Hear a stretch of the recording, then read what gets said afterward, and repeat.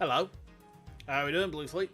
Welcome to Ace Attorney Investigations 2, Part 5. We're getting to see a man about a dog. A bit of a UK joke there. I'm sorry if you guys won't get this one. Hey Hades, how you doing? Welcome in, welcome in. So there's this beer called Newcastle Brown Ale over here. It's pretty basic. I used to absolutely adore it. Now not so much, but it's like... it's a go-to. You know, it's a workhorse beer. You know, if the stuff I normally drink isn't about, if Nuki Brown is on, it's like, yeah, I'll go for that. You know, it's a kind of like a, you know, it's the backup choice that's never a bad choice, right? And there's slang associated with it, which is getting to see a man about a dog. Going to see a man about a dog. So basically, you tell your wife, going to see a man about a dog, you're actually going out for a pint of beer, right? And I just hope that the wife doesn't harm my body, because she is, you know, body harmer. Oh dear, very silly. Anyway, I don't know if we should finish this case up tonight. I hope. We'll see how we go. The guy's name's a good pun. Yeah. Hang on. Let's. Oh shit! I forgot about that. Right, let me have a swig of my drink first. All right.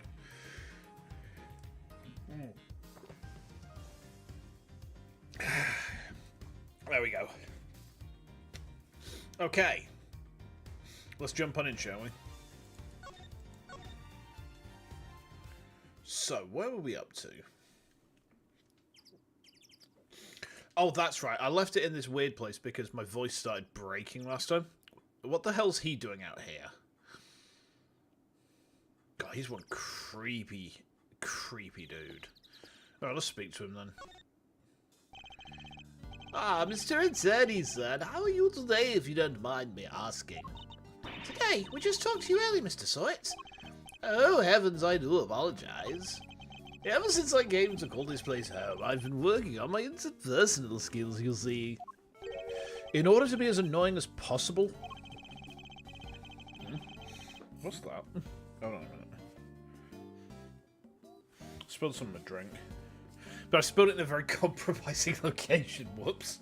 Not ideal. I'm currently helping out with the circus's show's stage 10 out and clean up. But if you have need of me, I'll do my utmost to help. Okay. You bet I didn't expect him to show up in this case again. You're damn right about that. I wish he hadn't, to be honest. I'm just chipping in and doing what I can, model prisoner that I am.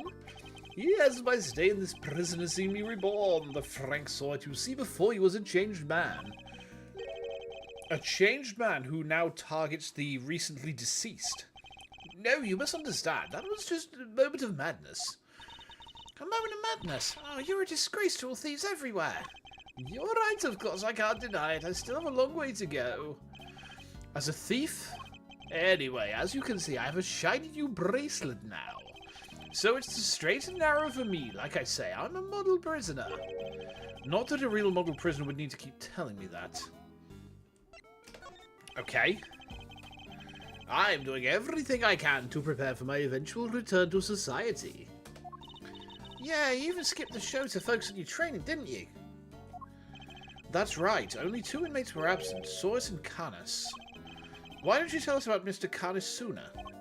Ah, that. Look, I don't think there's an inmate in this prison who'd talk about him if they didn't have to. He's... well, you could say he's the real one in charge around here. Oh. Oh. You didn't hear it from me, but, well, I guess it comes with being the fixer. The fixer? Yes, anything you need, he can get it for you. Interesting. But how's he get away with it? I'm not sure, but he's the only one who does.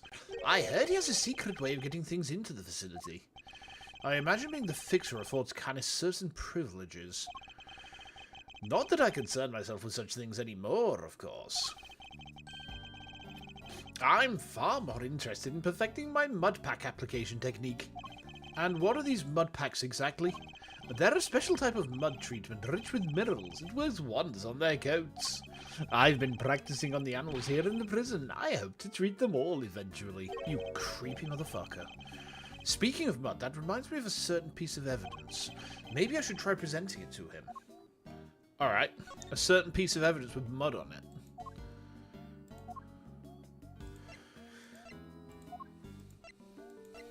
Mud.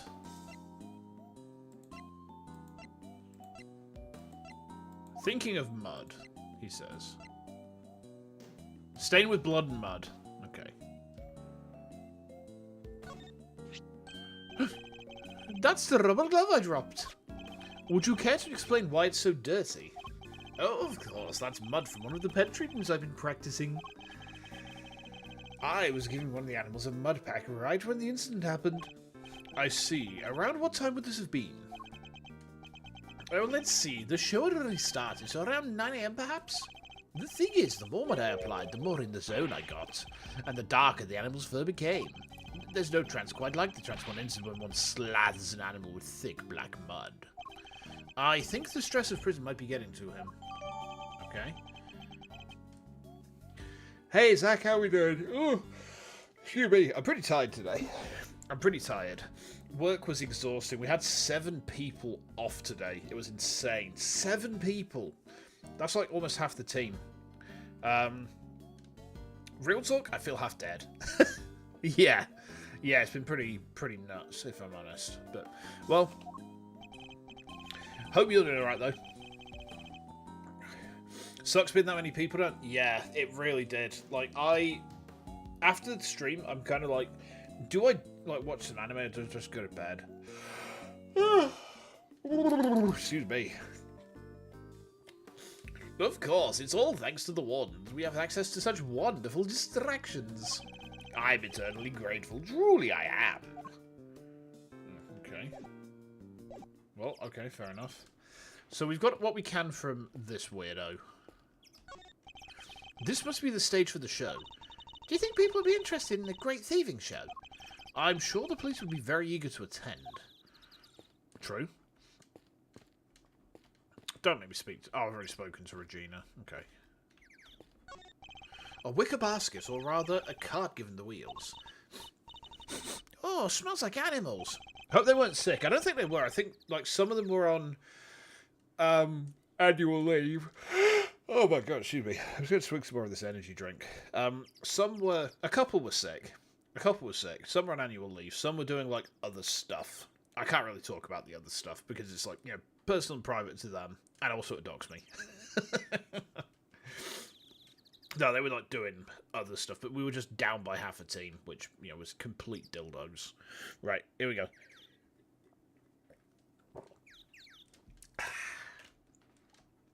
I suppose they must have been using it to move things around. Hey, wouldn't it be fun to hop in and race it down the hill? Oh, you know what else would be fun? Racing down a hill on office chairs. Where did any of that come from? I mean, she's not wrong, though, is she? Huh? What's up? Who doesn't love a good circus performance, huh? A foray into the realm of fantasy. If the performance is a good one, it can certainly be entertaining, yes. Man, I'm getting pumped just thinking about it. A chance to escape reality, however brief, can often be a powerful tonic. Oh my god, that's true. Why do you guys think I become a cartoon after, like, 6 PM? I feel attacked right now. You got that right. Ah, doesn't it just make you want to hug something? Like the circus? Holding the show here right in the shadow of the fence that keeps these guys in. Guess the magic of the big top is enough to make them forget they're in the same boat as the animals. Because I know the social life, I mean, to be fair, my social life is, like, kind of limited, you know. Yeah. Normally it's just me and wife just being chilling in the evening. I just realized my fringe is out of control. I've got 2 weeks until I get a haircut, but it's like, it's flopping in front of my eyes, and it's making my eye tracking go a bit doolally tap. Right, let's try that. There we go. That should be better. The fence. I suppose I should examine it too. It is a part of the facility after all. Well, we missed a show. We still got the stage and all this other stuff to check out. He's right. I should also look over the show set and equipment, just in case something useful turns up. Chat over, huh? You don't exactly give a guy a lot to work with, Miles. Kid's really something, huh? My hair's in an emo phase? Nah, not an intended one. No. Basically, when wife lost her job, I was like, I don't think I can justify a haircut right now. And on reflection of our finances, I absolutely could have justified a haircut. But, like, when she lost her job, I kind of went into, not panic mode, but I went into survival mode for it. And I was like, okay, so I need to be more careful. I need to be more judicious with what I'm spending on. And I can't really justify it right now. And the next, when I was like, okay, I can actually afford this, you know, it's fine, I can do that. I went to book in, and my hairdresser's fully booked until the 15th of February. That's the earliest I could get in to see him. So I'm just like, okay then, fair enough. But yeah, I mean, it's just kind of like, I just look like a shit version of Peter Andre right now. It's awful. It's awful. But if I look like a good version of Peter Andre, it'd be a bit more acceptable. I just look like a really rubbish version. Like, Peter Andre from Wish. That's me right now. Oh, good grief. Wish had a 10th of a starry-eyed outlook. I suppose that's because her head seems to be up in the clouds. Right? She's so abominable, no one dares to go against her. Bet she doesn't even need to crack the whip with the animals. The eyes go from starry to steely, and suddenly it sits, stay. Hey, how we doing? Good evening. Good evening? Good evening? Do you know what happens when we say good evening? We realise, oh my god, Gil fucked. Who did Gil fuck? Donovan D. Dawson. Oh baby. Oh baby. Oh baby. Oh yeah. Just thinking about that bald head shining off the lights as he plaps Gil. Oh baby. Look, that's my headcanon, alright? It's funny but nice. Ow! A serious guy like Edgeworth likes entertainment, and even more so the things. Yeah. Bit stressed. You plan a trip to Scotland. Ooh. Where in Scotland are you going to? Killfuck Donovan. Yes! Damn Skippy, he dead. I can think of somebody who very much enjoys cracking the whip. You can, huh? Sounds like a real piece of work. Come on, Mazzarino, spill the beans. Trust me, Fender, one crack of her whip and you'll be running for the courthouse doors. Okay. We need to check out the fence. Danger! High voltage! When we touch. When we kiss. Danger! Danger! High voltage! When we touch. When we kiss. I never saw one of these in real life. Sometimes headcanons are meant to stay inside the head. I mean, kind of, but at the same time, it's like, do you know what my favourite headcanon is? The Terran Siege tank. And do you know why it's a headcanon? Because the tank's turret is kind of like its head, and then when it deploys, a cannon comes out the back of it, so it's literally like a head cannon. You see where we're going with this? It's pretty neat, right? Gil canonically fucked, and Donovan is kind of hot. I mean, you don't have to be so, like, open about it, Aaron, but yeah, I mean, Donovan is, you know, kind of like, you look at him and it's like, ooh. You know, he's got that whole sort of James Dokes thing going on, huh? He rocks up and rails Gil, and as they finish up, he's like, surprise, motherfucker. Hey, that must be the fabulous garden outside the warden's office over there. Ah, yes. Warden Lagarde mentioned being able to see it from a window on the detention centre side. Wish this dumb barbed metal fence wasn't in the way, though. I thought it was all one big yard. As they finish up, he's like, by the way, you got pictures of Spider-Man?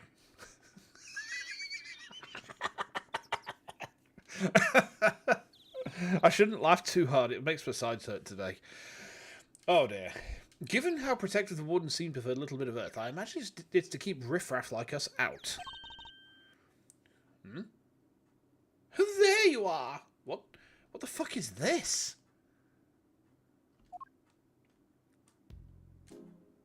Oh, it is her. Regina Cupcake.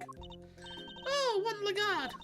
I've been simply dying to sit you down for a chat, you exquisite little thing. Uh-oh.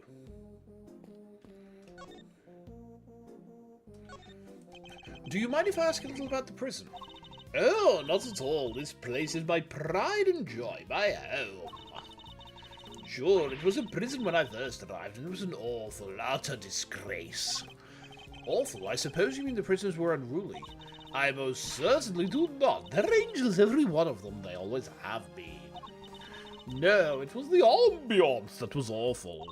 I fretted, I brooded, and then it hit me. The animals! If anyone could brighten up the place, it was them. It is nice having them around. Isn't it just? And now, look at my fabulous little family. Why, my darling Frankie is the very picture of rehabilitation. Except when he's rifling through dead men's pockets. Fair enough. We have so many success stories among the family, but darling Frankie really is a marvel. He's thrown himself into his vocational training and is always the first to volunteer for everything. They're dead, they ain't gonna need things anymore. You know what, that's true. Like, in a Bethesda game, what's the first thing you do to a corpse? Before you fuck it. You take its stuff, right? And then you get busy with it, you know? Like, you don't waste your time sort of like, leaving corpses unrifled. You know, I mean, sometimes you'll fuss radar the corpse because it's... Really? Really, guys? You don't like, kill someone in like, an Elder Scrolls game and instantly rob them? What's wrong with you two? What are you doing? You're playing them wrong. What, are you going to tell me next time you eat the corpses? That's fucked up. Why would you do that? Why would you do that, you psychopaths? What, and you other model prisoners don't do that? Oh, of course they do, my dear. Of course. They're all such triers, such doers. It's just that Frankie... Let's just say he knows what's good for him. What exactly does she mean by that? Anyway, he's a very good boy, so do try to be nice to him, won't you? Okay. Bit weird. Loud, soaring music, great leaping animals, the very big circus truly has it all. And everybody who comes here gets to see it once a month. Really? In that case, let me see. She'd better not be thinking of something to confess to. This monthly show is always performed by the Very Big Circus. But of course, sweetie, I am Regina's biggest fan. That girl's my little princess, my superstar. She's so wonderfully talented. Yes, she is. Yes, she is.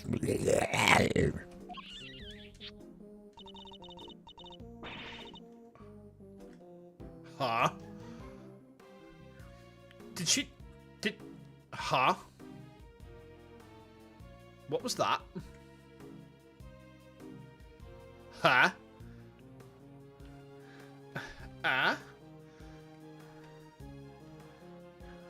What? She kissed a fox. Sis is a furry, huh? Alright, fair enough. Ow! She's so adorable, so sweet. I could just gobble her right up. You're not lying when you say you're her biggest fan, huh? Which is why I'm worried about her. So worried. It's all because of poor Simeon, you see. If he's found guilty, why, darling Regina will be devastated. So you simply must make sure that doesn't happen, Mr. Lawyer. Please, I'm begging you. If there's anything I can do to help you clear up this awful misunderstanding, let me know. She's just European.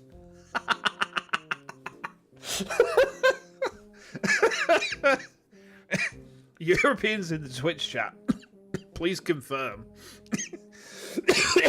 Excuse me.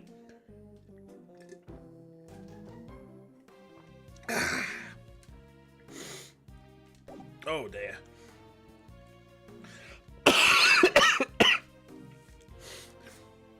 You're not saying shit. I kind of feel like that condemns you more than actually saying shit would do. This door appears to be locked. Want me to open it? Can't guarantee anything, but I'll certainly give it a try. No. If we deem it necessary, we simply ask for the key. Sport, that could have been my chance to shine. You're free to shine somewhere else, but you'll not make an audience out of me. Just pop in a cough sweet if you're wondering what that noise was.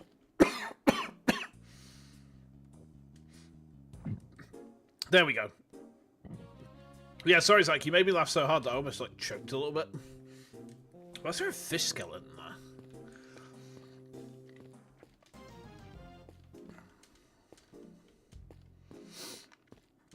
Winter's beating me up a little bit, yeah.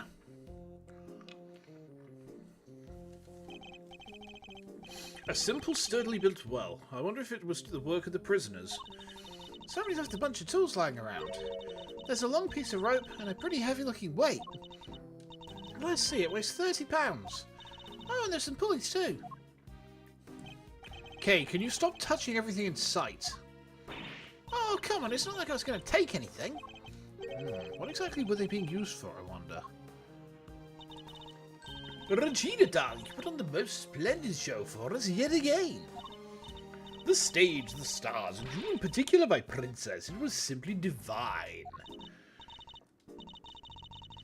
Haha! Oh, that's so nice of you. I hope everybody else who watched it enjoyed it too. About that, dear, I am afraid I have something awful to confess. You'll see, there were some absences. She must have been Carnus and saw it. We were 3 members short. Unbelievable, I know. How will you ever forgive me? I'm sorry, but you're saying that 3 inmates didn't attend the show? That's right, sweetie. I counted the seats myself. 1, 2, 3 no-shows. And I always make sure there are enough seats for everybody. But, Mr. Edgeworth, that's not right, is it? Indeed, as far as we were aware, Mr. Carnus and Mr. Sword were the only ones not present. This doesn't add up. Who is the 3rd missing prisoner, and what were they doing? It seems we need to investigate further. So, I guess we're going to become the Ace Attorney Investigations 2 Prosecutor's Gambit. I've made that joke several times now. It's never going to get old. Oh, I was enjoying my chat with dear Regina so much I almost forgot. I must feed the little one. Little one?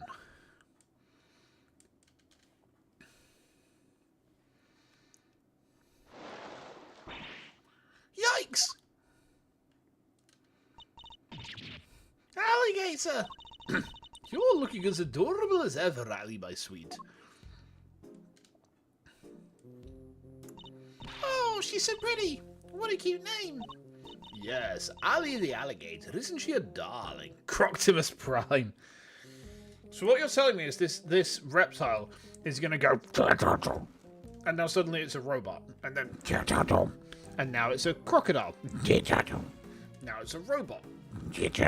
Now it's a crocodile. You can't believe what you're seeing.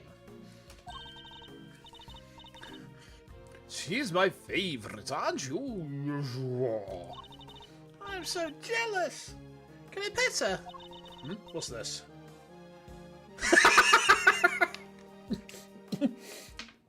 Ari, you motherfucker. That's brilliant.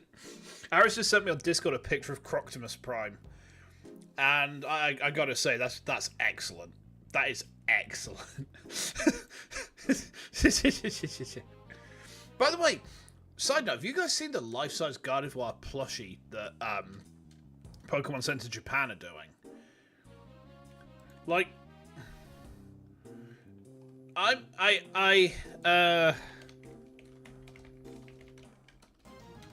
kind of want it. You know? There's a G1 episode where the Decepticons disassemble Optimus and reassemble him into a croc. Oh, please tell me he snogs Grimlock. Please tell me him and Grimlock get it on.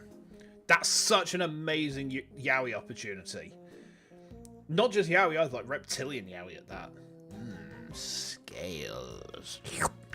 Ovipositors.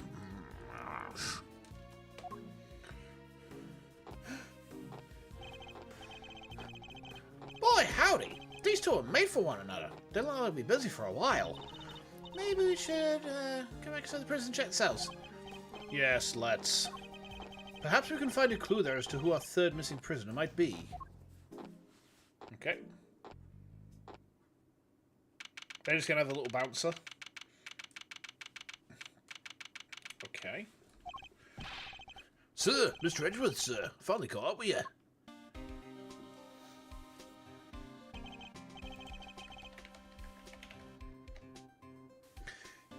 Detective, you're not needed elsewhere. Oh, look at that! Perfect sync! Perfect sync. Amazing.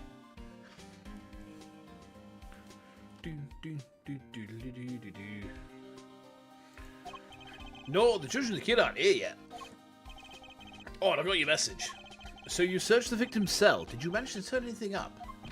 We struck gold, sir. Well, blood anyway. It was right there on the floor. Only in tiny specks though, but at least it's something. Yeah, it proves the holding cell was the scene of the crime, right? Not quite. It proves a possibility, but it's not conclusive yet. I thought you'd say that, sir, which is why I ordered some follow-up work. Ask forensics to analyse blood and see if it matches victims. They're on it as we speak. Nice work, Gummy. You thought of everything. Detective, I must say I'm impressed. Did you hit your head or something? Oh, fuck you, Edgeworth. You were doing so well in the first half of that sentence, and then you fucked it, you asshole. Just give him some fucking praise. Yeah, this is a gumshoe moment. Gee, don't look so surprised, sir. I just hope things continue to go in our favour.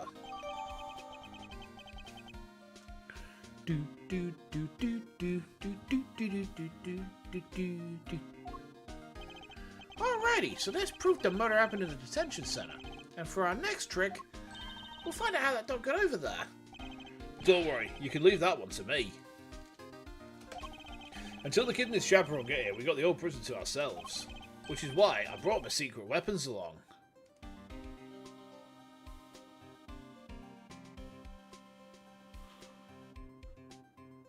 Did we just get 2 gumshoe moments back to fucking back? Secret weapons? That's right, a few tools at trade that have helped me bust more than a few cases wide open. Behold, the 7 secret weapons of Dick Gumshoe, ace detective extraordinaire. I don't know about you crazy cats, but I'm sold. Mouse? Very well, detective. We'll try using your secret weapons. You got it, sir. Let me run you through the list. Secret weapon number 1, my trusty old metal detector. If it's made of steel, silver, or scrap, this little guy right here will find it. So it detects metal. Very good, detective. Next up, secret weapon number 2, missile. Everyone's favourite crime-fighting canine. Yes! Absolutely yes. He can track pretty much any scent you put in front of him, especially food. It sure is like here that Mr. Canis's dog. And now for secret weapon number 3. Oh, where'd I put it? Ah! I might want to snap a shot of a skull, or is that a fishing rod? Don't tell me we're going fishing for clues. No, I mean, I just happen to have it with me is all. I see. Well, onwards and upwards, detective. Let's see what else you have. That's all she wrote, sir.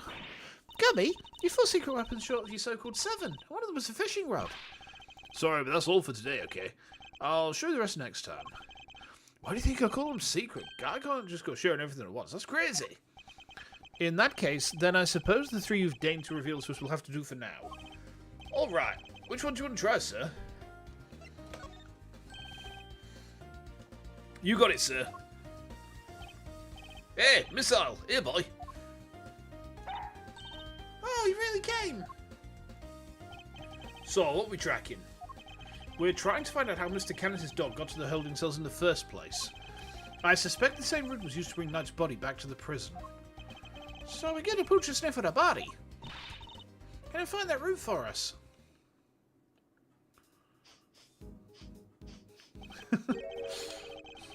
His mouse catools?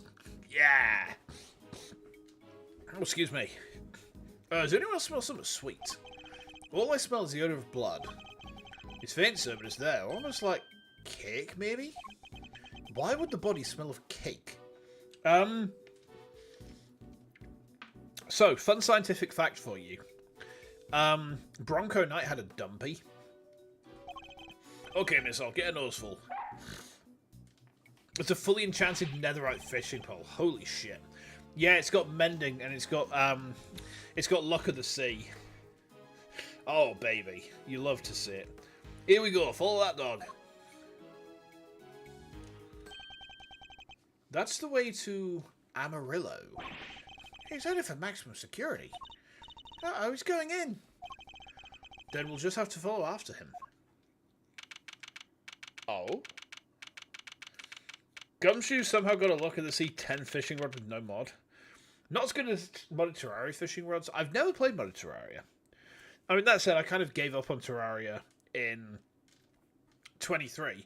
after I was playing it, and this was not my stream save, this was an off-stream save, but I died against the last boss, and that's fine. The last boss should be hard.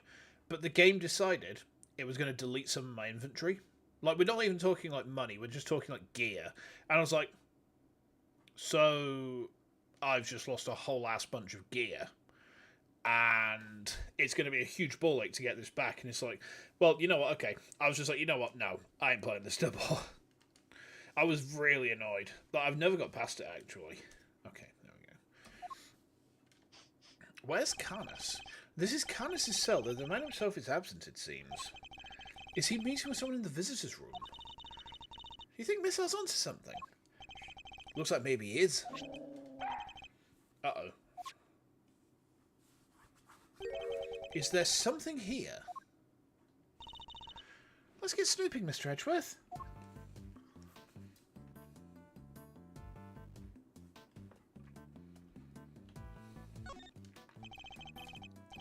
Tea and rice crackers. Mr. Canis clearly doesn't lack for comforts. I can think of worse than to spend my time in jail than drinking tea and playing chess. I thought it was maximum security, not maximum comfort. How come nobody else gets this special treatment? Complaining to me isn't going to help. Perhaps you could take it up with the man himself? Yikes, no thanks. Look, Mr. Edgeworth, that chisel on the floor's a bit smaller than the others. I'm no woodworker, but perhaps there's an all-purpose one that can be used in a pinch regardless of the job. An all-purpose pocket chisel. Makes sense. Always nice when your tools are useful and easy to carry.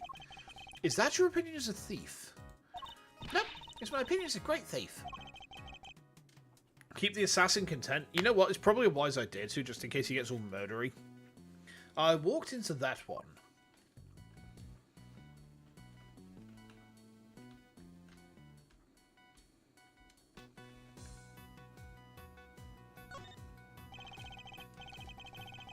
Mr. Canis' chess set, complete with his special dog piece. That's not a chess set, that's a whole chess table with legs. Looks like it might be worse than two. It's not inconceivable. Some of them are... and this is quite a nice one. I never would have guessed. I never would have pegged Mr. Canis as a chess fan, though. What with the whole Eastern aesthetic he's got going? I thought he'd be a bit more into Go. Go, huh? Can you play? I can play Go Fish. Not the same thing, Kane, not even close. What is Go? Is that like a variation on something like shogi? I don't know it. Mr. Canis' chisels, everyone a potential murder weapon. Ha! That reminds me of something. The furrows in your brow. When you frown, it looks like someone took a chisel to your forehead. I have no idea what you mean. It's a game we've got no idea how to play it. Yeah, same. I've heard of it, but I just don't know how you play it. See? They're so deep. Don't tell me you don't see it, Mr. Woodcarving Face. It's one of the big things with chess and checkers. Ha! Okay. Let's have a look at that, actually. I'm curious. Hold on.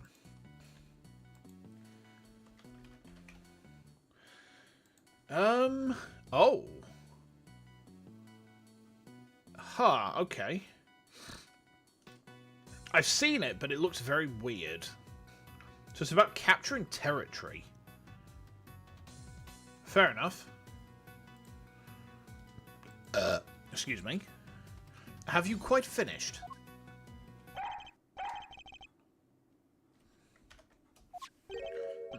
What's the matter, boy? Wait, is this cake what you're after? Whoa, down, boy! Stop that! Uh-oh. No, you can't have it. Dogs can't eat chocolate, you know that. If you won't behave, I'll just have to eat it myself. Not bad. Ha! That's a real outside the chocolate box thinking there. Not sure everybody agrees, though. Gummy! I wanted some. Daring of you both to assume the food in a prison is safe to eat. Well, daring or dumb? So anyway, it looks like it really was Kate Miss tracking. Talk about a waste of time. I suppose we got our just desserts. Our just deserts. Oh dear. Well, the little guy's definitely capable, right? Sure he is. This was just a blip. He'll follow our accent this time, I promise. Sick boy.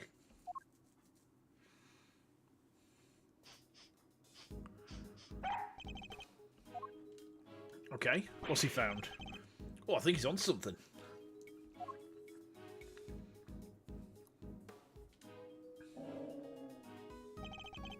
Whatever it is, it's in there. Mr. Carcerato's cell. We need to take a look inside. Detective, call the guard. Yes, sir. Thank you, officer. A question before we begin.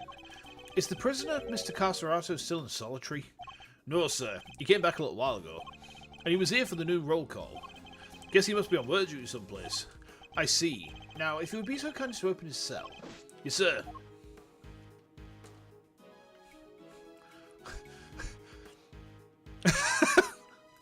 It's a bit of a creepy old cell, this. Players take turns placing their pieces on the grid, and every enemy piece between the new piece and the old pieces flips to the player's side. Understood. Yeah, I've never played it before. I've never actually seen it played, so it's kind of neat to... Hang on. Oh, come off it, no. Are you kidding me?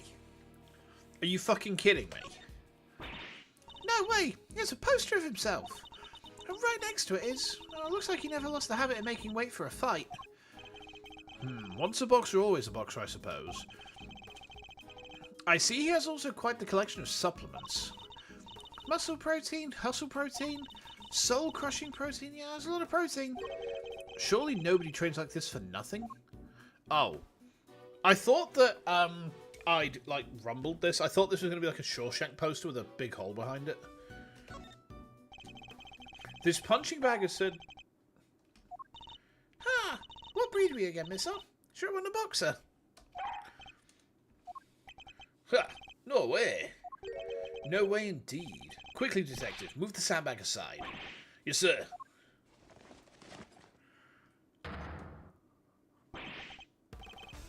A hole? Could this be? Whoa there, wait, missile. I'm going in too. Wait, stop. Sir, I'll go get her. Ugh. Oh, that's tight. Shouldn't have eaten that cake. He's gone. Well, I'm not going in there. Guess we'll just have to wait.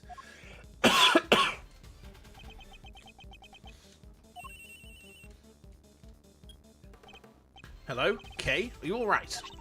You're not going to believe this, but we're in the detention centre. The detention centre?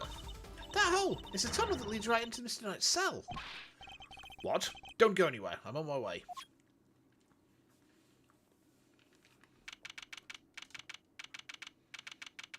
Interesting.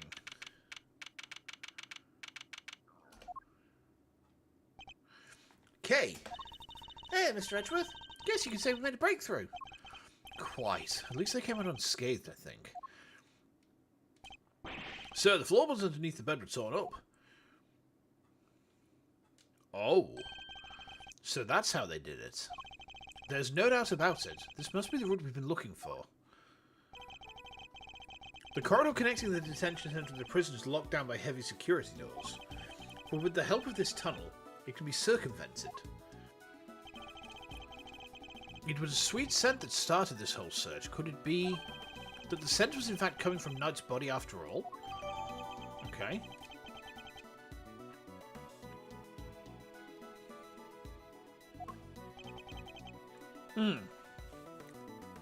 Okay. Incidentally, Knight's body was covered in dirt. Dirt that might have come from being dragged through this tunnel. Kay, what was it like down there? Well, it was pitch black, so I couldn't see a whole lot. Luckily, my camera has a flash, so I took some pictures. Then let's see what you've captured. Look at that. Spoons, a fork. Guess these were for digging a tunnel. That aside, are those footprints? Paw prints even, from a dog, perhaps? Okay. This is a vital piece of evidence. However, it begs something of a question. It does? Mr. Carcerato has certainly been making use of this tunnel, which means... Detective, we need to find out where Mr. Carcerato is immediately. If my suspicions are correct... Oh, nuts. The guards were alerted and they began searching for Mr. Carcerato right away. But after a thorough investigation of both the prison and the detention centre, he was nowhere to be found. Oh, he's broken out. Alright, fair enough. Well, have the police been notified? Yes, ma'am. We just finished liaising with them a moment ago. I set up a cordon around the entire facility. Good. The first blemish on a prison's spotless reputation is always the ugliest. It won't happen again, ma'am. A rather different board in regard to the one we've seen so far. Mr. Edgeworth, was it? I really can't thank you enough for finding that tunnel, darling. Sadly, it may have been too little too late. It seems he might have already left the building. I'd say that's unlikely, Warden. After all, there's a security gate at the exit to the detention centre. You're not suggesting you simply walk through it? What's to say there was only the one tunnel, sweetie, I suppose that's true. Well, whatever the case, this is no time to be standing around chit-chatting. Mr. Edgeworth, would you mind continuing with your investigation? It would be my pleasure.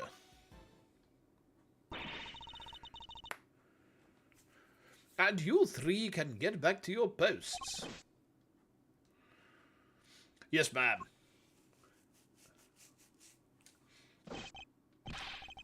Detective, results of blood test just came back from the lab. Thanks, pal. Let's see what they have to tell us about the blood found in Knight's cell. What does it say, Mr. Edgeworth? They've identified the blood and it's Knight's. Okay. Excuse me. Huh. Nice job, everybody. Teamwork makes the dream work, huh? We got Knight's blood in his holding cell, a tunnel, and a dog clearly went through. And security footage showing not being attacked by the dog in his cell. Case closed. We have all the evidence we need. Let's see what Mr. Canis has to say for himself. Canis? Oh, darlings, are you sure? Do be careful around him, won't you? He's as well connected on the outside as he is in here. I suppose he would have to be. How else is the so-called fixer staying in business? The police have been trying to track down his accomplices for the longest time. Even I've had to lend them a hand myself, you know. So that's what that was all about. You're still not talking, ma'am. Even with the evidence you borrowed from the precinct. No, and I've tried so many times I've lost count. What am I supposed to do? I can't send in a blank report. I guess the killer file was always going to be a tough nut to crack. Lunch break's over, Zach. Yeah, no worries. You take care and have a good... Cheers for swinging by as well. Hopefully I will see you tomorrow for some Tectonica. If not, enjoy your weekend. Yeah. And have a good Friday night too as well. Yeah. You borrowed evidence from the police to help with your investigation, is that correct? Why, yes, sweetie. Everything related to Canis is with me now. Interesting. Heaven knows how many times I've hauled the secretive scoundrel in my office to talk to me. But no matter what I say or how much evidence I present him with, he simply won't say a word. A prison warden conducting interrogations herself? That's irregular, to say the least. Let your guard down, he'll devour you whole. Be careful, darlings, you have been warned. Oh, wait, in here I thought things couldn't get any spicier.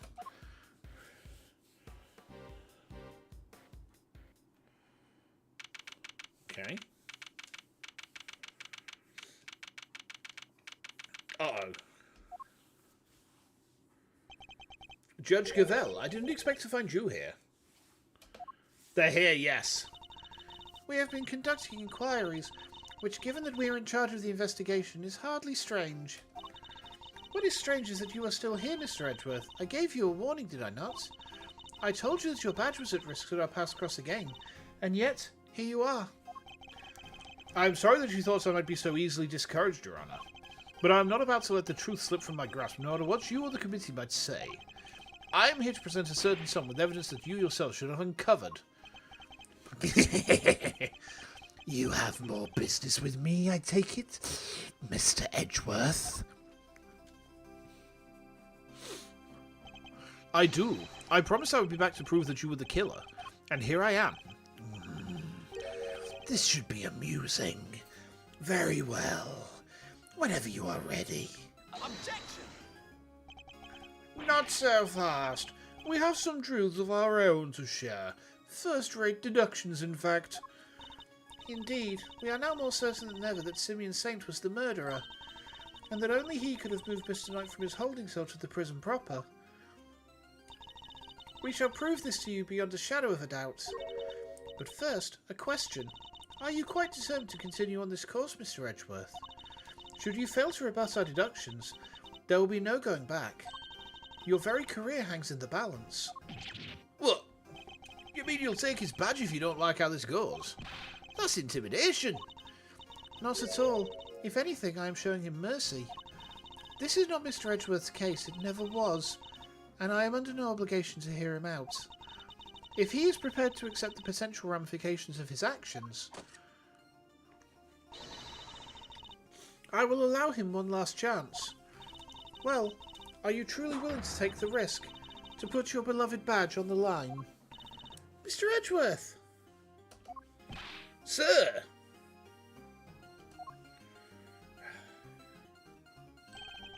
I accept your terms. I am confident of my reasoning, and what's more, I am representing the firm of Edgeworth & Co., and I do not intend to besmirch its name. That's an interesting reaction. My duty will be done, and I will not be intimidated. Very well. Let us see whether you are brave, or simply reckless. By the power vested in me by the almighty goddess of justice, let this judgment commence. Eustace, if you will allow me. Fine by me. He's all yours, Gavel. Okay. You are aware of the incident involving Mr. Knight the day before yesterday, I assume? He assaulted an innocent guard and stole his keys. Later, in the middle of moving a large animal cage, Mr. Saint stopped by Mr. Knight's cell for a little visit. That's when Mr. Knight stole out of his cell using the keys he'd stolen. He slipped into the cage, and there he hid as he was wheeled to one of the prison workshops. Okay. It figures she was going to bring up Mr. Saint going to Knight's cell. Yesterday, after you so kindly made us aware of the security camera footage, we decided to take a look at it ourselves. Perhaps you would like to see what we found. This is a still from the footage we received. Mr. Saint speaking with Knight at his cell. Correct. You will also note that he has positioned the cage in such a way as to obscure the camera's view. It is this blind spot that Mr. Knight exploited in order to enter the cage undetected. A sound deduction based on what can be observed, wouldn't you say? A blind spot, which means that the camera wouldn't have been able to capture the moment Knight entered the cage if he did at all. So it's still possible that he didn't actually leave his cell at this point. I don't get it. Why would Mr. Knight want to hide in the cage? There is really only one possibility. He intended to escape. A prison break! That's so cool! Dun, dun, dun. Mr. Cerata, Mr. Knight, everybody's doing it. I have to step up my game. Okay, now is really not the time. Mr. Cerata's escape is no laughing matter. It is my belief that Mr. Saint helped Mr. Knight with his escape attempt. That is to say, he was his accomplice. Wow, go Simeon! That wasn't a compliment. I understand the cage was briefly taken to one of the workshops. Now he's Mr. Not Cerata. You know what? That's true. That's very true. I imagine that had things gone to plan, Mr. Knight would have remained in the cage until after the show, and then removed from the premises along with the rest of the circus's equipment. Unfortunately for Mr. Knight, Mr. Saint had other ideas. He killed his friend in cold blood. Judge Gavel's argument seems reasonable. But there must be a fault in her logic somewhere, and I'm going to find it. Oh, excuse me.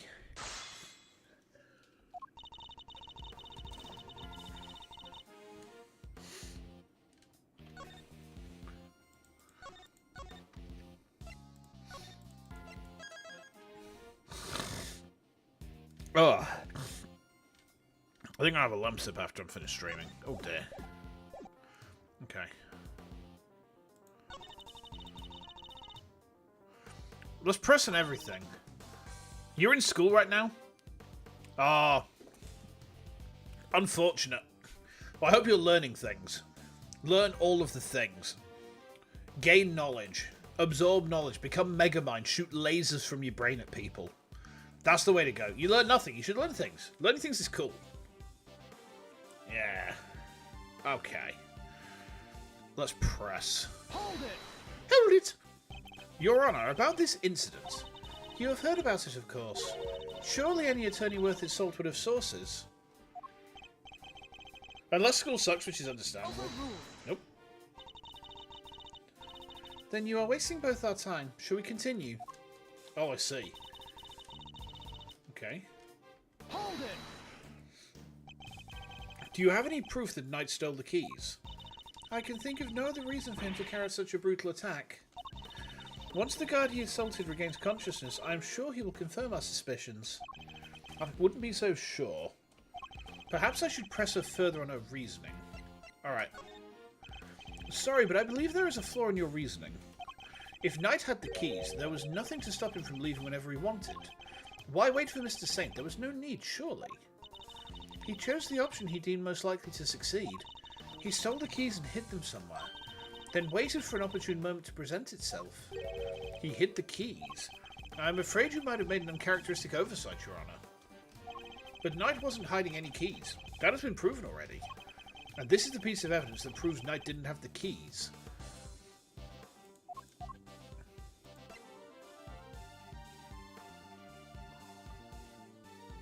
They haven't been recovered. They have yet to be recovered.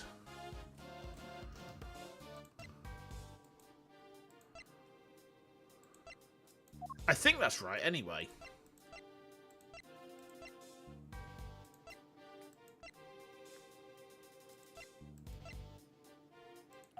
I'm gonna play it. Take that! Oh yeah, the obvious one. Since you know about the incident, I assume you must already know this, but after the assault, the guards searched both Knight and his cell, and no keys were found. And if the whereabouts of the keys cannot be proven, then neither can your theory. I have considered the matter of the missing keys, and I do not think it's such an issue. I still believe he had them. After all, the guards only stated they were unable to locate them. And this is because they were cleverly hidden inside the pocket chess set. Knight's chess set, the same set in which the murder weapon was also allegedly hidden. Was it? I can't help but wonder about that. What? But you're the one who proposed it! Actually, if you recall, that was Eustace's assertion. So the two of them aren't of one mind on this, I take it. Allow me to restate the facts. Mr. Knight hid the keys he stole from the guard inside his chess set. When Mr. Saint came to see him, Mr. Knight used the key to open his cell and climbed inside the cage. He was then moved from his holding cell to that workshop in the prison proper, all with the help of his friend and accomplice. Excuse me. Had things gone according to plan, he would have been taken out of the facility after the show. But they did not. Instead, his accomplice murdered him while the show was taking place in the yard.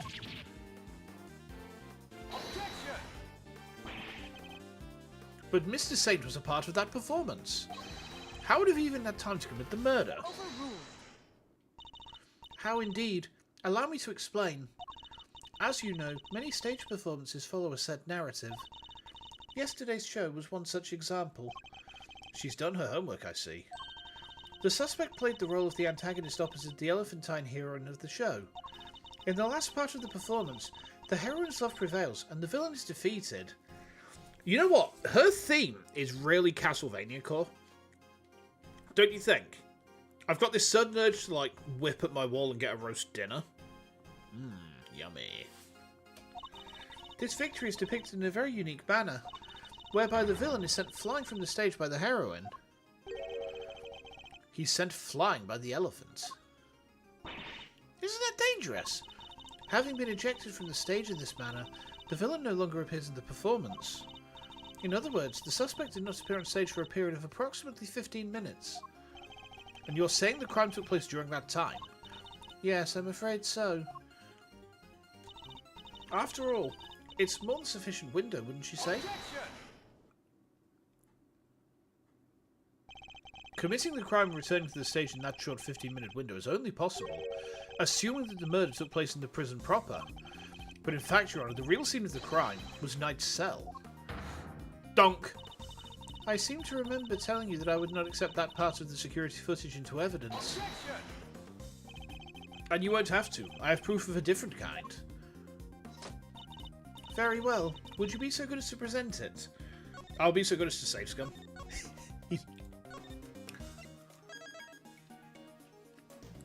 Okay.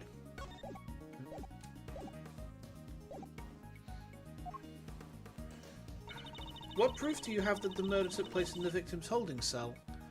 Well, this.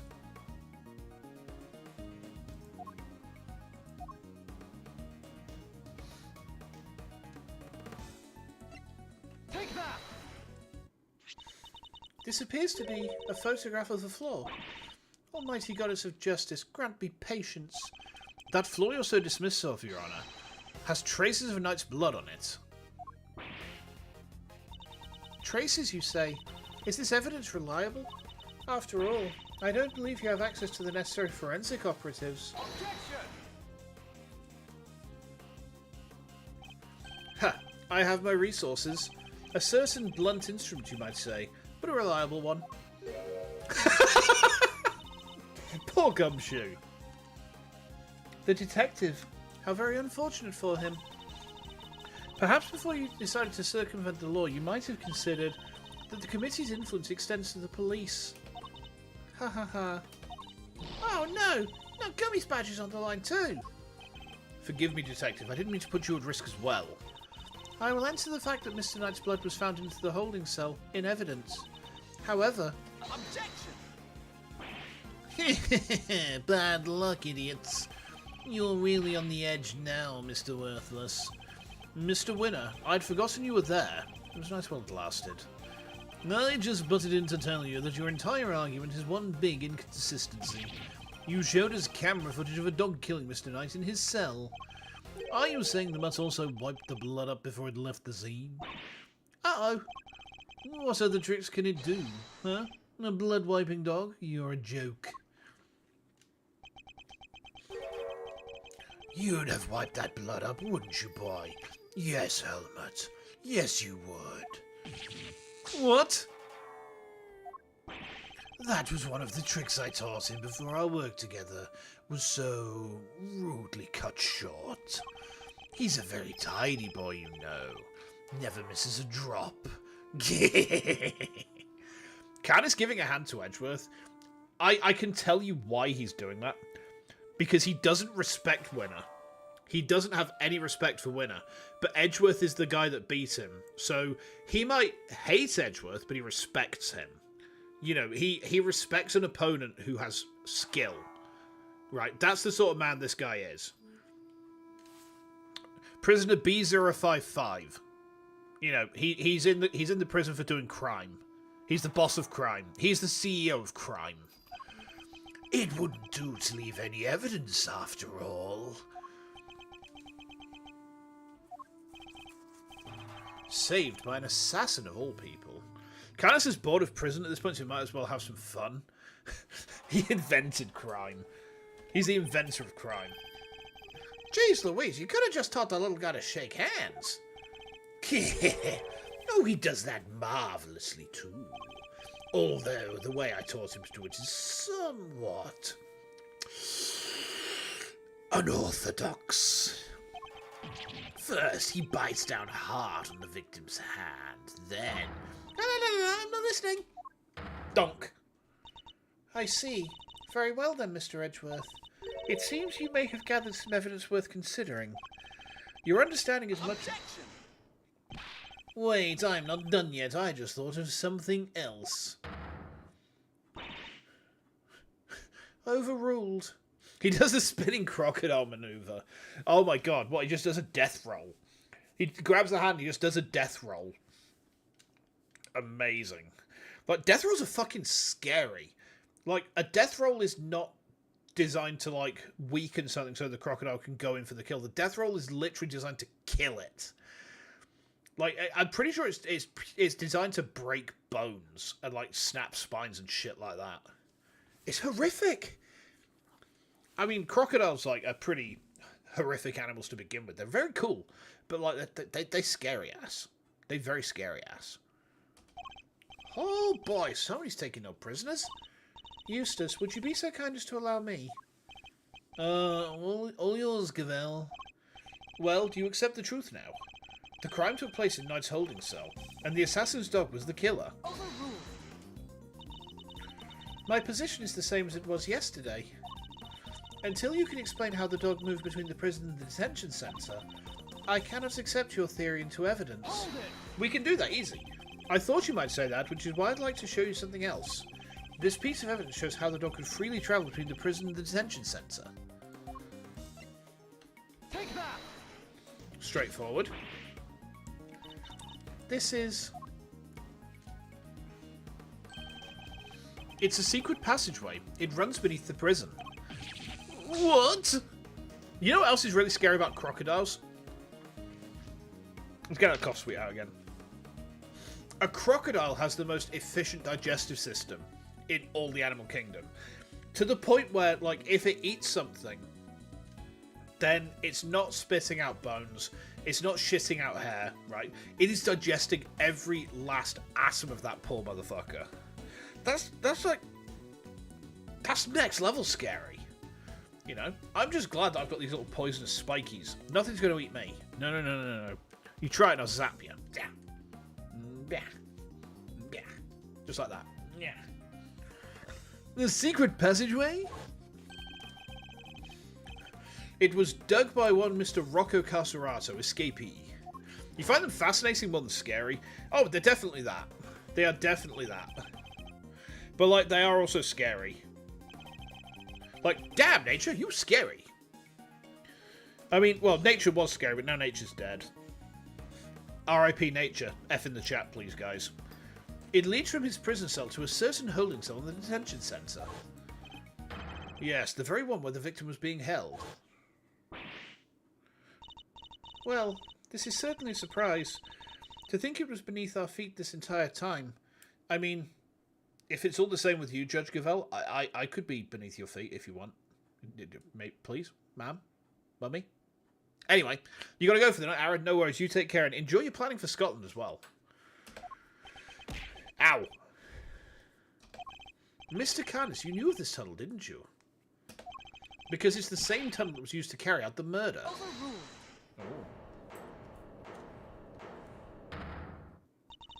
In the name of the goddess of justice. Overruled. Mr. Edgeworth, you are out of line. Hold it. How so, Your Honour? Overruled. Evidence is everything, whether in a court of law or at the scene of an investigation. Isn't that your little catchphrase? Well, it just so happens that I have some evidence of my own. Bronco Knight's autopsy report. Oh, she fucking didn't. Did this motherfucker just updated autopsy report us? Winmar's fucking Edgeworth. How dare she? His autopsy report. Where did we get that? How do you not know you had it? The police handed it to me only a short while ago. The findings are still preliminary, but it has something of value to tell us nonetheless. The Goddess of Justice speaks to us through these pages, Mr. Edgeworth. Cause of death, stab wound to the throat, and the weapon is said to be a sharp blade of some sort. It seems the victim was stabbed repeatedly in the same spot, resulting in an ugly wound. As such, the police have yet to identify the exact shape of the weapon. But its overall nature seems to be beyond question. It is a bladed metal instrument. In light of this evidence, you truly continue with your flight of fancy? Or will you claim that now that the dog used a knife instead? But that's impossible! That will be all. This court is adjourned. Objection. But the tunnel, the paw prints! What of them?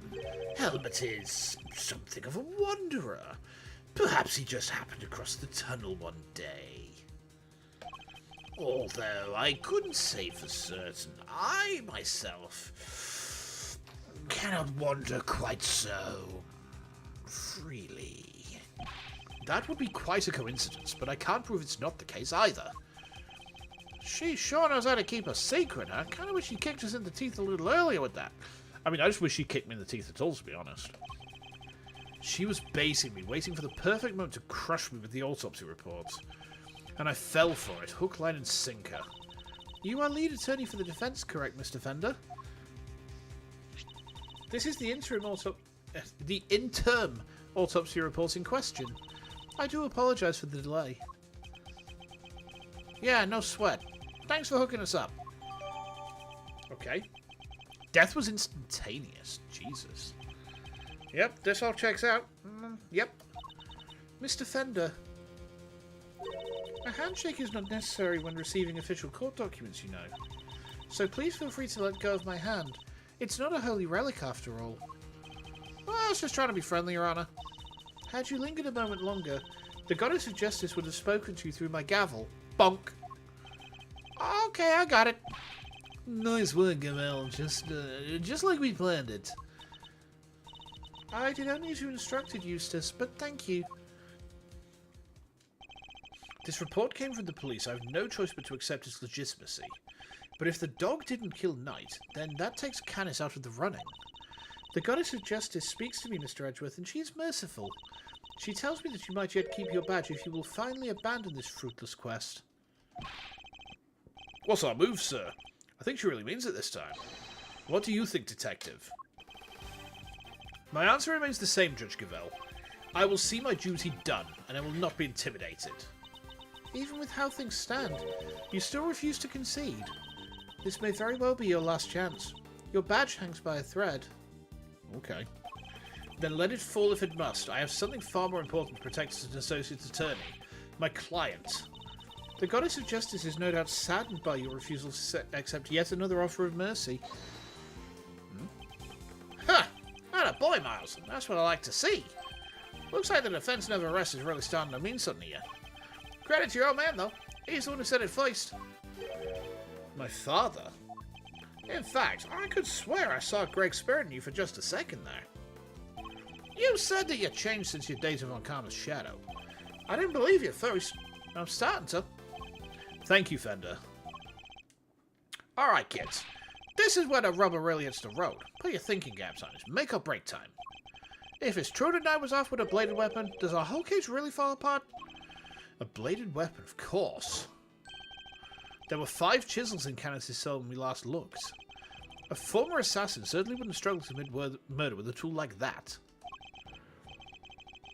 In which case, the weapon that killed Knight was... Have you quite finished? It would be in your best interest to... Evidence is everything. It may very well be my little catchphrase, but it's also true.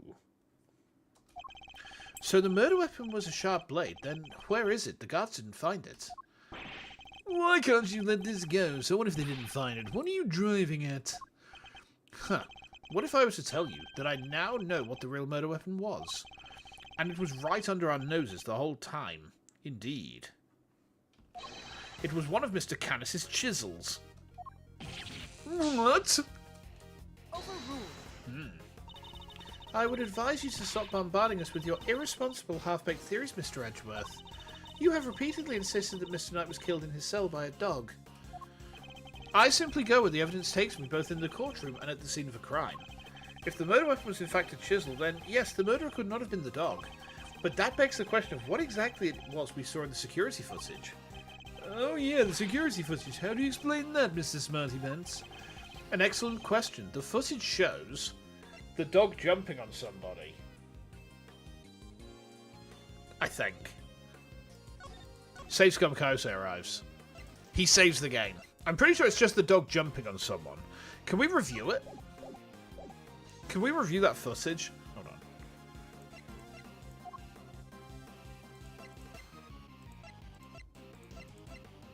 We can't view it.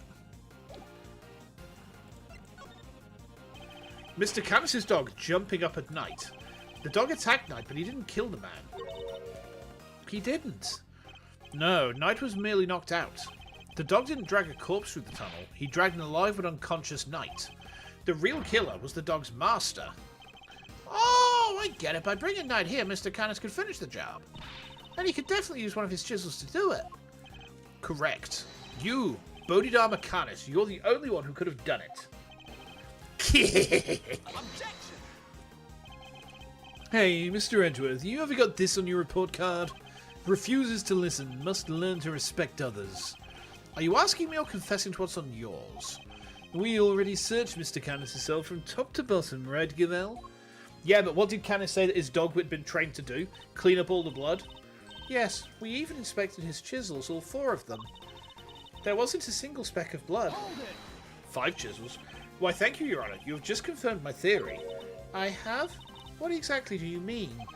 The last time we were here, there were 5 chisels, not 4.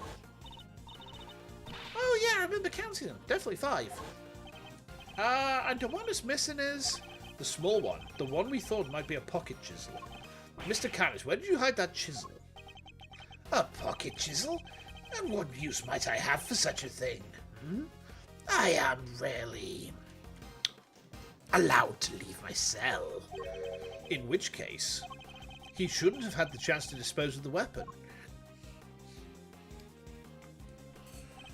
Ha! You've dug your own grave, Mr. Canis. You seem to have an idea where this missing chisel might be, Mr. Edgeworth. Would you enlighten us? For a man who can't leave his cell of his own volition, Canis could only have hidden the chisel here, in his cell. Right? Take that! Mr. Canis is still a prisoner despite the comfort he enjoys. He is rarely allowed out of his cell. He could have given the chisel to his dog to leave somewhere, but that would have been far from ideal. He would have no way of guaranteeing where it might end up. Intriguing. Do go on, Mr. Edgeworth. Furthermore, this room is the one place where a bladed instrument wouldn't raise an eyebrow. 4 chisels, 5 chisels, who's counting? A fact he took full advantage of. Ah, the old keep the incriminating evidence close routine. Classic. Objection! But I looked, I searched the whole cell myself, and there's just no way he could have hidden it. Objection! Oh. I am certain the murder weapon is here. He put it inside his bum. And that the reason why no one has found it yet is because it was hidden in such an ingenious manner. To enlighten us, Mr. Edgeworth. What was my ingenious plan? Think, Miles, there must be a hiding spot he could make use of. Think about when you came here previously. What are you missing?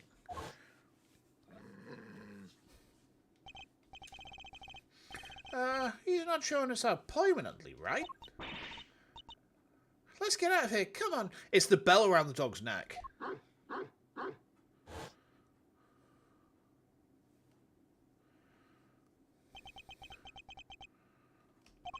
The dog? He hasn't made a sound today. When we were here before, he barked and growled repeatedly. Canis even encouraged him to do so. That must be it. I knew something was off. I can hardly believe it, but I think I know where he hid the murder weapon. Giving up already? I expected more of you, Mr. Edgeworth. Hold it! As well you should, if you would give me a moment. For this piece of evidence shows where you hid the murder weapon.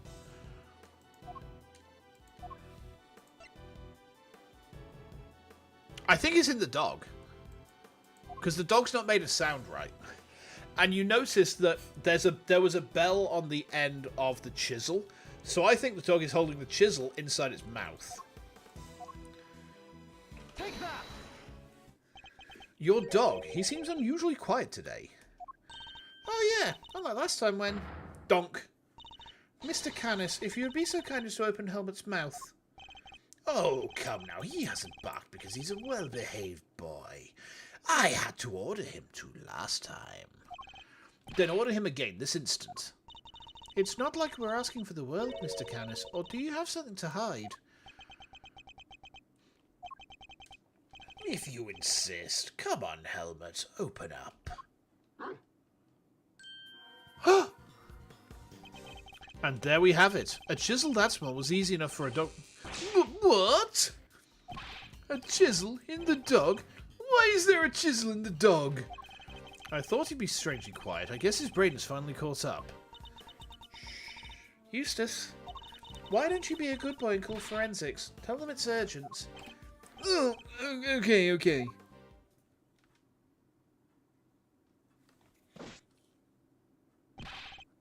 Our findings are as follows. Trace of blood detected on chisel. What? Not such a half-baked theory after all, was it? Huh! Alright, so we're all on the same page here. This is our murder weapon, yeah? The forensic evidence cannot be ignored. We have no choice but to concede that this is most likely the case. Okay.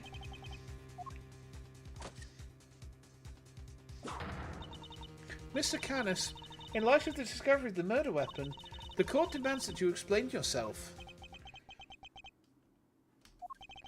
We found the route your dog took to the holding cells, and now we have the chisel. How do you propose to talk your way out of this one? You never fail to entertain, Mr. Edgeworth. Why does he always laugh like that, even when it's not funny?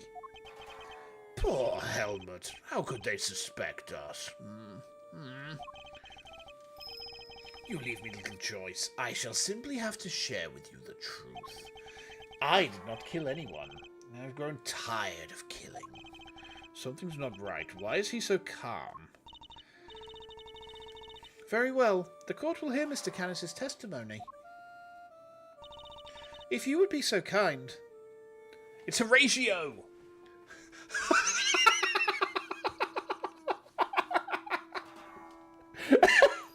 I was not expecting an Endless Space reference, but well done, yeah. Fucking hell. No, we're all Horatio. We are all of us Horatio. We're just an entire civilization of Horatios. Oh my god. Unexpected. Hi, Dod, so how are we going? Endless Space is pretty good. I haven't played in a very long time, but it is pretty good. Gladly. Okay.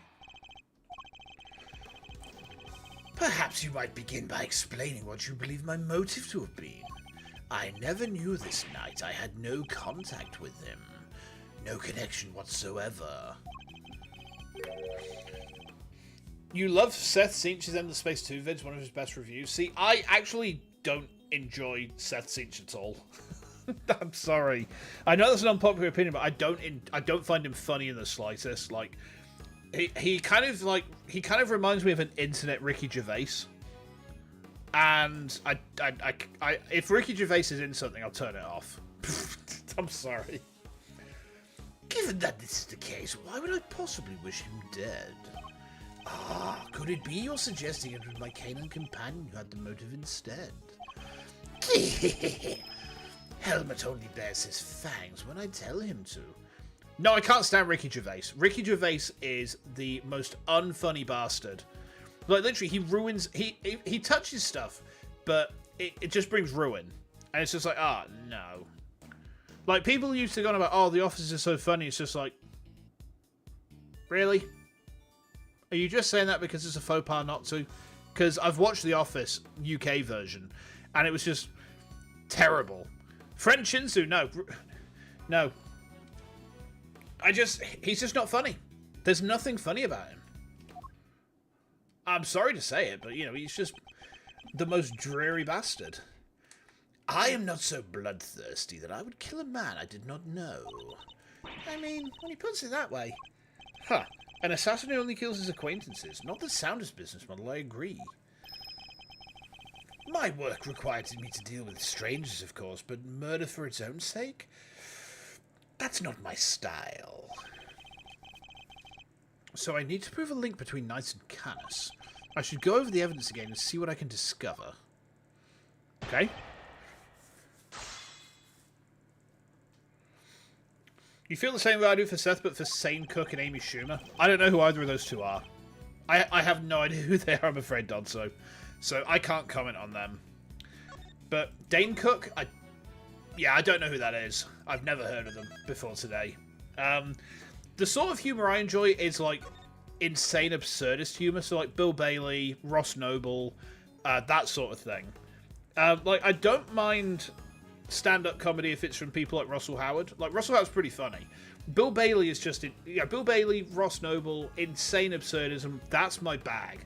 Like, Dr. Terrible's House of Horrible. I was never really into the Mighty Boosh, but, like, that probably kind of fits the bill as well to some degree. She has a special that got downvoted so bad on Netflix they changed our racing system. Huh. I mean, I've never heard of her, so I have no context here on my part. You prefer meme videos for your humor and entertainment? See, I'm from that early era of the internet where flash animation absurdism was prevalent. So my humor is very influenced by stuff like Tales of the Blood, Spoilsbury Toast Boy, Weeble and Bob, Weeble stuff in general, anything from rathergood.com as well. I mean, Salad Fingers. I mean, the guy's local, you know. But Salad Fingers was a really big part of, like, me developing my humor as a kid, you know. And now I can somewhat do the voice of the chap who wishes to caress rusty spoons. He likes to touch them. Eddsworld? I don't know Eddsworld, I'm afraid. You only find Salad Fingers absolutely terrifying. It is very, very, like, dark surrealism. I remember Ebaum's World, but I've never heard of Eddsworld, I'm afraid. This is a new one for me. Hold it! I'm puzzled by this focus on motive. Aren't you an assassin? Assassin or not, Mr. Edgeworth, I don't spill blood for nothing. Neither in a professional nor a private capacity. That's just not how it's done, is it, boy? No, it's not. You love Newgrounds as well? Yes. We got culture in the chat. Hold it! You didn't know who he was. That's quite unlike you, Mr. Canis. You overestimate me, Mr. Edgeworth. Perhaps you had a harder time putting me in here than I had realized, but I am no master criminal. That said, you are no run-of-the-mill prisoner either. You're the fixer, correct? I find it highly unlikely that a man in such a position would have no knowledge of the new detainee at all.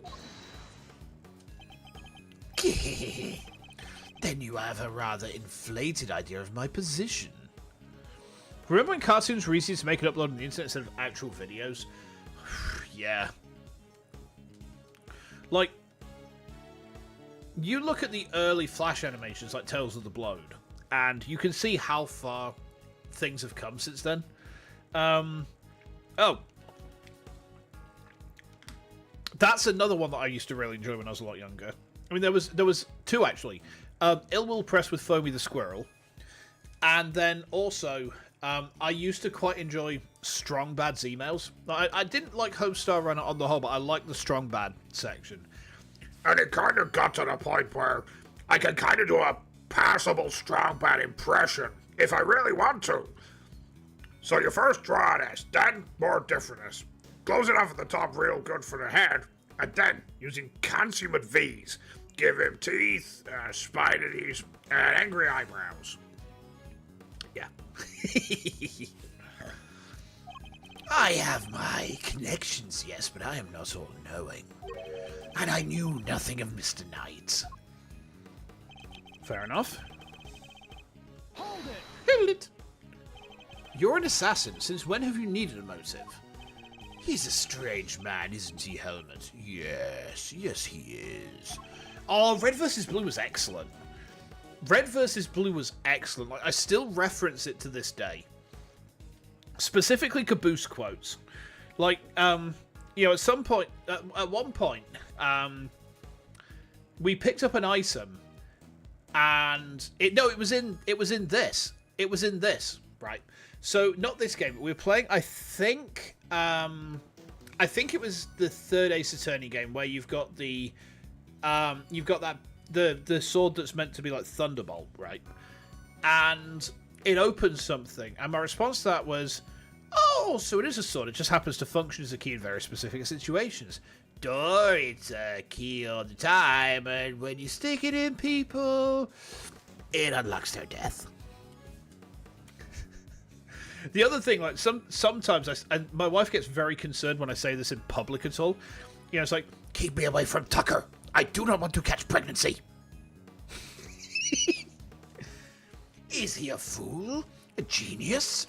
It's so hard to say. drop the act, Mr. Canis, and answer the question. No, you will answer mine. Who am I, Mr. Edgeworth? I am the very same person you caught. An assassin, a murderer for hire. Were I one to kill without rhyme or reason, I would still be free to recite sutras in peace out there.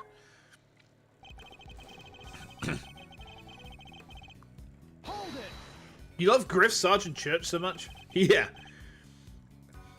Like, Sarge is very quotable as well. Like, the main quote that you will get from me on Sarge is, What in Sam hell's a puma?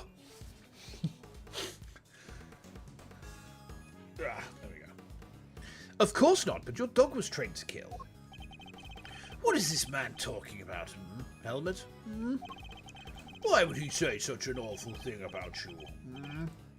He's a silly man, that's what he is, yes. Then perhaps he killed the wrong person. That would explain the lack of motive. Do your precious police dogs attack people willy-nilly? Have some respect, Mr. Edgeworth. If you're going to accuse Helmet of something, at least show us some evidence to back up your claims. I would if I had any.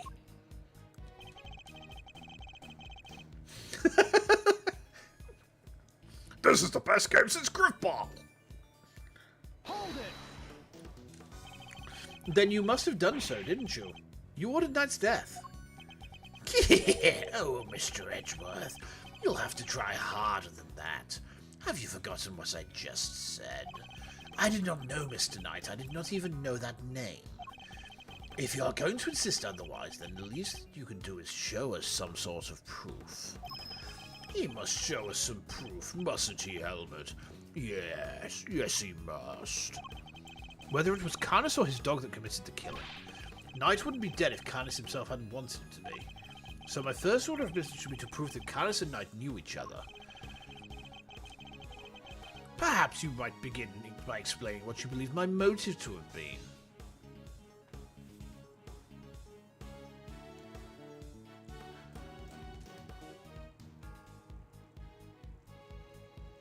I'm thinking,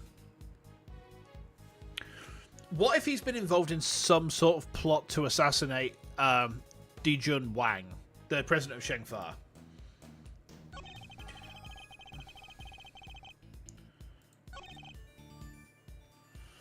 We need to establish a connection between them, don't we? Let's have a look at our evidence again.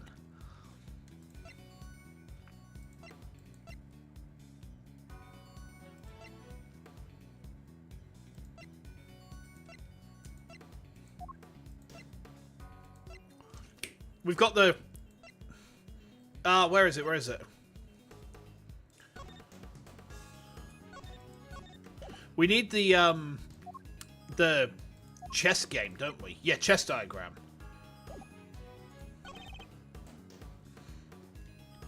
Yeah.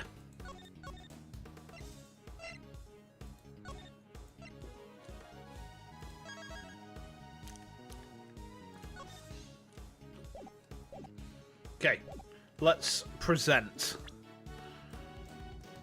Plap, plap, plap, plap. Get presented, get presented. Why by plapping a bald guy's head looks like a dick. You're getting sloppy, Mr. Canis. You may have trained your dog to clean up your mess, but some things still require a human touch. We found this in the victim's room. It's the record of a game of correspondence chess. What's more, the game depicted matches the game laid out on your board. What? The number of possible games has been calculated to be 10 to the power of 120, and that's on the low end. Wait, so that's 10 times 10, 120 times over, right? I give up. I mean, what do you even call a number that big? A vanishingly unlikely coincidence, that's what. Now, tell us why you killed Knight. Unless, that is, you would prefer to explain the coincidence? Well, they do say that truth is stranger than fiction. It is, as you say, a coincidence. But that's totally impossible. We just proved that. A coincidence of a different kind, child. I never imagined my correspondent was the victim, you see. And yet here we are. Helmut is as surprised as I am. Aren't you, Helmut? Yes, yes. Okay. I suppose there's nothing for it but to finally tell the truth, boy. The other prisoners had all gone to the yard, you see. There was a show of some sort, I believe. Here I was, minding my own business, when in comes Helmut, dragging a corpse of all things. I had quite the shock, not least because the murder weapon was still in the poor fellow's neck. Of course, I was none too keen on becoming a suspect, so I had Helmut take the body to the workshop. Once there, he removed the murder weapon and brought it back to me, just as I had asked. The dog pulled out the murder weapon in the workshop. Indeed he did. Removing it here would have made an awful mess after all. You know something, that makes total sense. Remember what Mr. Sawyer said, Mr. Edgeworth? That huge black dog had sunk his terrible teeth into the victim's throat. What did you just say? It was hellish, utterly hellish. That beast, that awful beast, he killed him. I see. So what Mr. Sawyer actually saw was Helmut removing the murder weapon, then? Precisely. I can't say I wasn't a little disappointed that he was spotted, of course. Silly boy, it's not like you to slip up like that, is it now? And there you have it. That is about all there is to tell. I did not kill the man, and most I'm responsible for the removal of the weapon. Now, will that be all? Poor Helmut is growing restless. Objection! Sorry, but if you could entertain us for just a little longer, Mr. Canis. Fender? No offense, Palio, but I don't think you quite told us everything. I'm sure we don't like to know why you thought you needed to pull the chisel out in the first place. He's right. It makes sense that he would move the body to avoid suspicion. But Canis had no reason at all to recover the murder weapon. So the mute one isn't as dumb as I thought. You didn't expect Fender's objection clip to sound like that? No, same. I was expecting, based on his hat and the way that he walks, I was expecting his objection clip would be something like, "Ow! Jumba jumba jumba jum jum, jumba jum jum, jumba jum jum." No.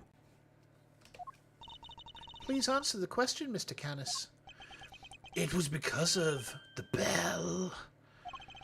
The one attached to the chisel and the one around Helmut's neck. Have a very distinctive design, if you will. Of course, they were something of a trademark of yours, were they not? I don't get it. How does that even work?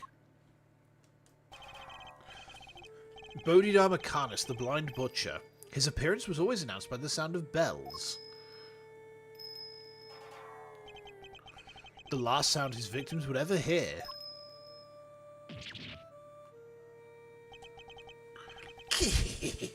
You flatter me. Though it's been some years since you last saw one of them, you remember them well. Your knife and its attached bell were one of the pieces of evidence seized in our case against you. Yes, it was but one of my bells, one of only two in existence. Just two? Two and only two. One for my knife, and one for my beloved helmet. Exquisitely crafted. Utterly unique. My ears are my guide, after all. And I must be able to use my tools precisely. Of course, as you said, the knife has long since been taken from me. Okay. When Helmut brought the body to my cell, I was rather surprised to hear a familiar sound. You gotta go, Hades? No worries, you take care of it. If I don't see you later, have a good rest of your day, alright? And Tectonicus tomorrow, 5:30. Yeah. We're gonna be making some blast drills. At first, I was sure that my knife had been used to do the deed. But no, a chisel. An ordinary chisel. It's certainly no assassin's blade. Nonetheless, the bell would have suggested my involvement.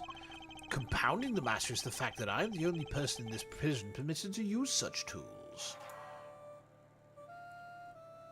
Wait. No way.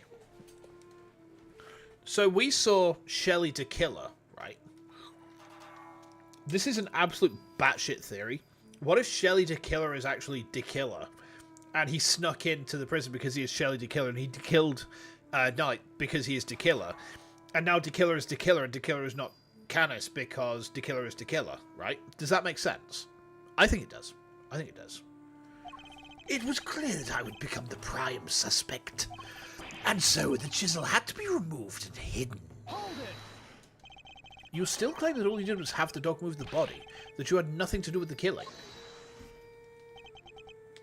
How could I? I told you the chisel is not mine. You need not take my word, Mr. Edgeworth.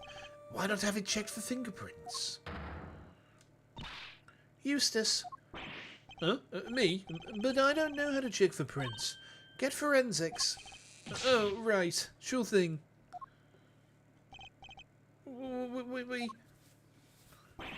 We got 'em. Fingerprints. They're Mr. Knight's. And Mr. Canis's?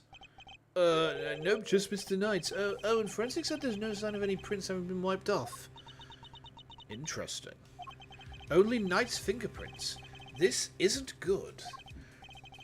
Should I get them to check again?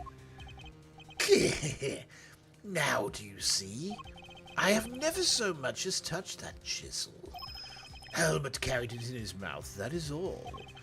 Therefore, any prints must belong to whoever had it last. Ugh. So the murder weapon belonged to the victim. Oh, that's not helpful. As I said, I have not touched the chisel. Therefore, I cannot be the killer. Or do you wish to suggest otherwise? Oh, I've got nothing to counter with. What could this mean? Is he not the killer after all? Is he actually telling the truth? No, he can't be. I am sure this goes without saying, Mr. Edgeworth, but if you do not find a solution to your current predicament and quickly, I will have little choice but to relieve you of your badge. Even my patience has a limit, and I will not tolerate you throwing this investigation into chaos.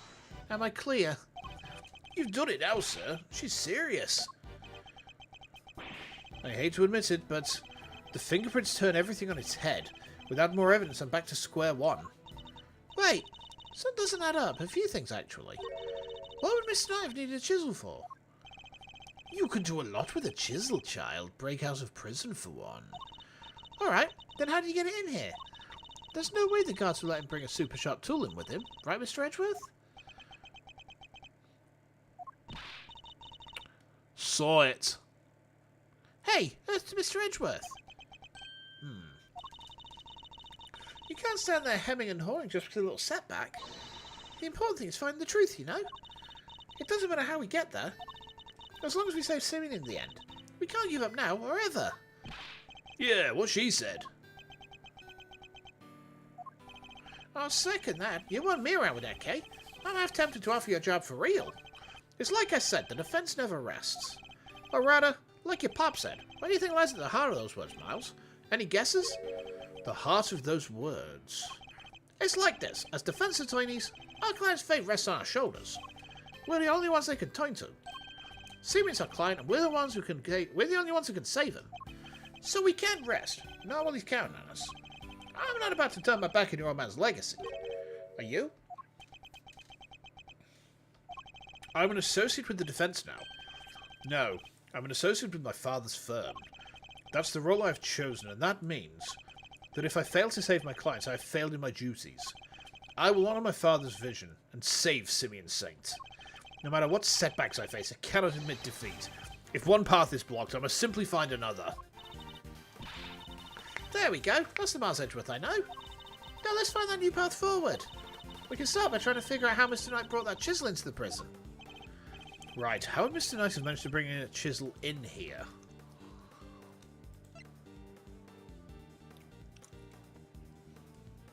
I think I've got it. I don't think Saint is guilty of trying to kill him. I think Saint is actually guilty of trying to break him out of prison. The pocket chess set could have done it. Right? Let's have a look at that.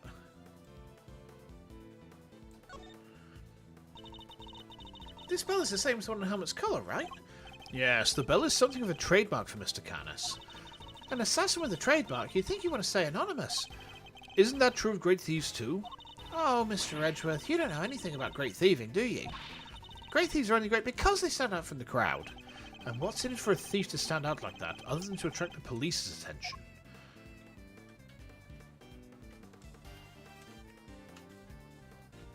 Nothing else there?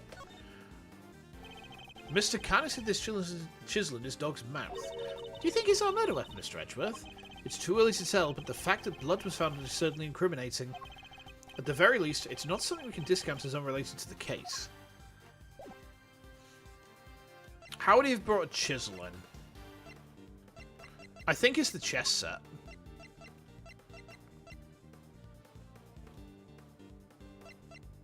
Take that! Usually, it wouldn't be possible to bring a metal object into this facility undetected. Because of the security gates, right?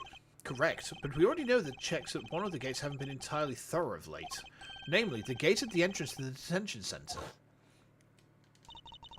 That gate is only used to scan people.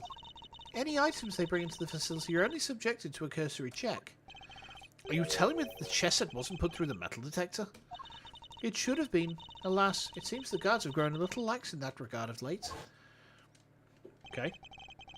Knight took advantage of this little oversight and had Mr. Saint bring him the chisel, hidden inside his pocket chess set. That does answer one of our questions, and it suggests the chisel was indeed Mr. Knight's and not Mr. Canis's. However, we still have one rather pressing problem to address. That of the security footage in which Knight is attacked by a dog. How does one explain it if Mr. Canis was not the culprit? But then, how do you explain his prince not being under murder weapon? This one's a real tree piper. The court too finds itself wanting for a satisfactory explanation. Wait, sir. I think it might be time showing over my secret weapons. Introducing secret weapon number 4, Lil V. What sort of name is that, detective? I came up with myself, sir. Anyway, you can use it to analyse the video footage. An excellent idea. Perhaps then you might see that finally that I am telling the truth. Who knows if there is anything to be found, but it has to be worth a try. Alright, want me to talk you through how to use it, sir? Seeing as I'm not exactly familiar with video analysis techniques, perhaps I should hear him out. Sure. If you could run me through its functions, detective, that would be most appreciated. Yes, sir. So basically, you just got to do what you always do. Examine anything that catches your eye. And I can examine things with T, I see. Next up, see those controls at the bottom of the screen. The panels on the left and right let you rewind or fast forward. And you can use the middle one to pause. Get used to those and you're golden, sir. It seems I can also press Y to fast forward or Q to rewind the footage. And I can press space to pause. Okay. When videos pause, you can go to the previous frame with Q or the next frame with Y. Or just use the same control panels I showed you earlier. Lastly, I better explain how to zoom in. Just line up the old cursor with the area you want to take a closer look at. Then use the panel on the bottom right and little V will do the rest. It's got those 2 expanding arrows right on it. Can't miss it, sir. It would appear I can zoom in by pressing R too. Okay. By the way, even when you zoomed in, you can still examine stuff, just like in regular view. Also, you can make use of previous and next frame to get a good look at what's really happening. The only thing you can't do when you zoom in is play footage, so there's that. I see, and how do I zoom out again?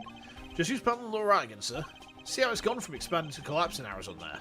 That's because you zoomed in. And that about sums it up. Now let's fire a little V up for real. Remember, just examine anything that catches your eye and you'll do fine. The footage from Knight's holding cell. Other than the victim being attacked by that dog, I can't see what else it might show us. But suppose we're wrong, what could we be looking at instead? Could the person in the footage be someone other than Knight? And if so, could whatever's attacking him be something else too? I should keep both questions in mind while reviewing the footage.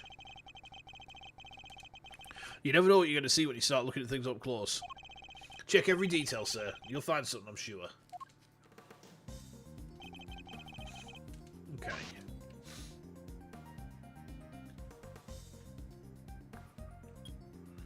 That's a guard.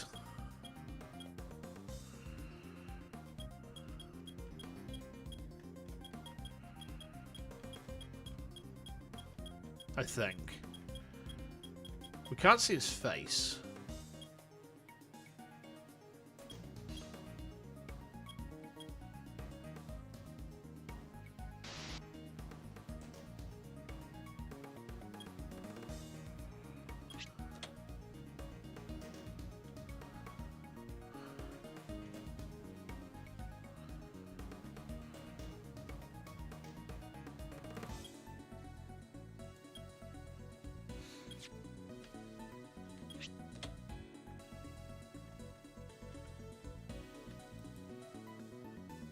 What clothes was Bronco wearing?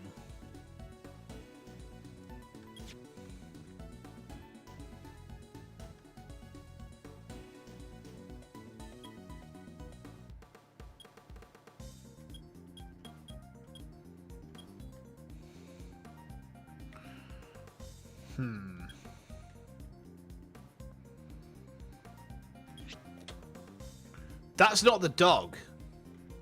That's not the dog at all. That's some little tanuki-looking weirdo. Wait, that's... I suspect we may have made a critical error in judgment. What we're looking at here is no dog. This animal is... a bear? I think it's a bear.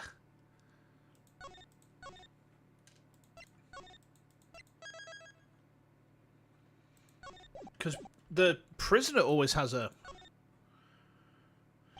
That's not a dog, it's a bear. What? So the paw prints from the photo I took were not canine, but ursine. Okay.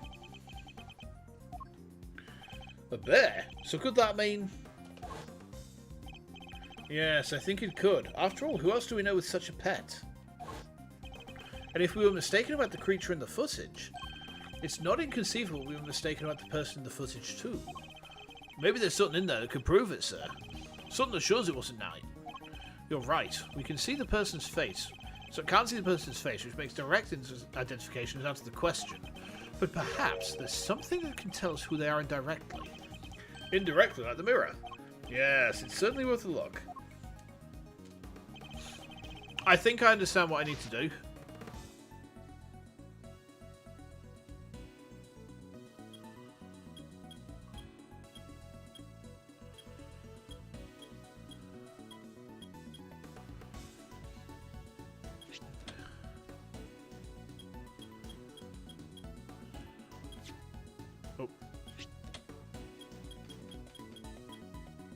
It's a guard. They got a hat on. The figure is reflected in the mirror here too. Is that a hat? Say, doesn't that look like the hats the guards wear, sir? Oh, jeez, is that what I think it is? Have there been any reports of one of the animals attacking a guard recently? Not that I've heard of. So this may not be a guard at all, but someone dressed as one. Perhaps this might shed a little light on the matter of the hat.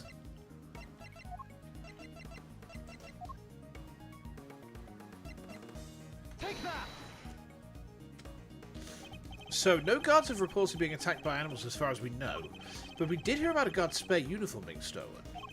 Could the person in the security footage perhaps be someone disguised as a guard? Someone attempting to escape without being noticed? A guard disguise, I guess it might work. Wait, weren't we just talking about someone? We were indeed. Someone who seems to have successfully made his escape. We had assumed that it was night in the security footage. Well, it was his cell. It's hardly a crazy theory. Perhaps, but now that we know about the hole under the bed, it is no longer the only possibility. Whoever had access to the tunnel could very well be the one caught on camera. And who was that, Mr. Edgeworth? Would you care to tell the court who you believe this person to be? The person in security footage is... Rocco Carcerato. Take that! I believe I know who our guard in disguise is. It is none other than Rocco Carcerato, the prisoner who recently escaped from this facility. I'm confident it's him because he was assigned a polar bear cub as his companion. But the bear in that video is all black. Indeed, and we have evidence that explains why. The evidence that explains the polar bear's dark fur is... the tunnel. Has to be. Take that! You mean to tell the court this somehow explains how a white bear became black? Yes. Have you not heard of dirt? Call me a dum-dum, but... Quoi? How's it even work, Mazzarino? Indeed, to enlighten us. You don't need to tell me, I already know the answer.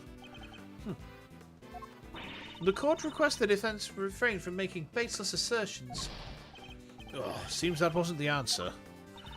Mr. Cerata's bear. Mr. Sword could have given it one of his treatments, right? Indeed, the nature of that treatment may well hold the key. Your Honor, I'd like to present another piece of evidence. Very well. May the Goddess of Justice guide your hand. Okay.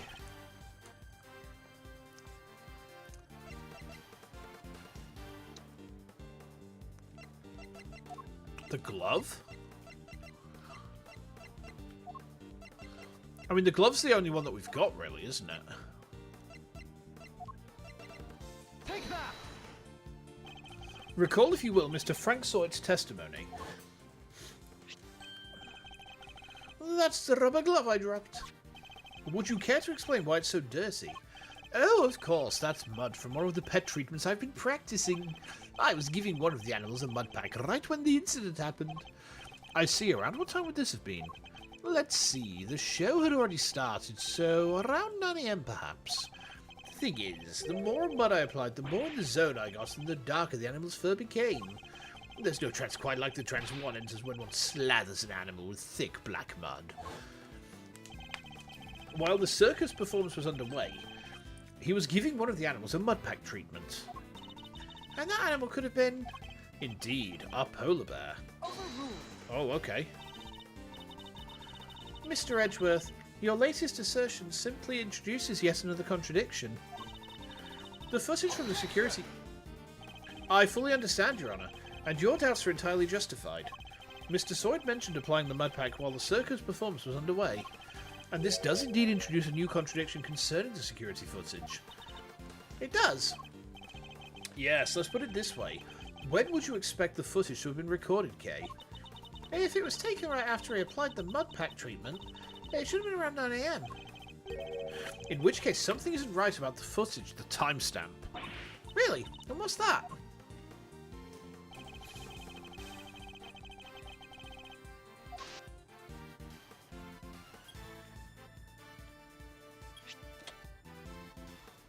It's this.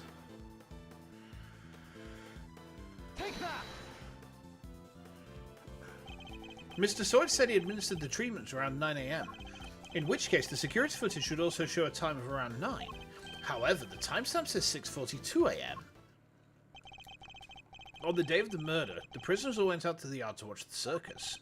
All except 3. Mr. Canis, who remained in his cell in maximum security, Mr. Sawyer, who was administering a mud pack treatment in the workshop, and Rocco Carceratu, who had been awaiting that precise moment to put his escape plan into action. Oh. I believe he entrusted the bear to Mr. Sawyer before entering the tunnel.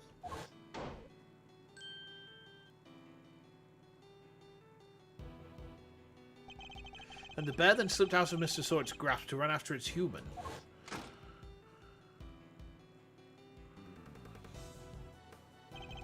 Mr. Sawyer would have then left the workshop to pursue the bear, at which point he saw Mr. Canis' dog retrieving the murder weapon from Knight's body. It all fits perfectly except for the security footage, which should have been recorded from around 9 AM. However, the timestamp is 3 hours off. But why would the timestamp be wrong? Detective, I'd like to have the security camera examined right away, please.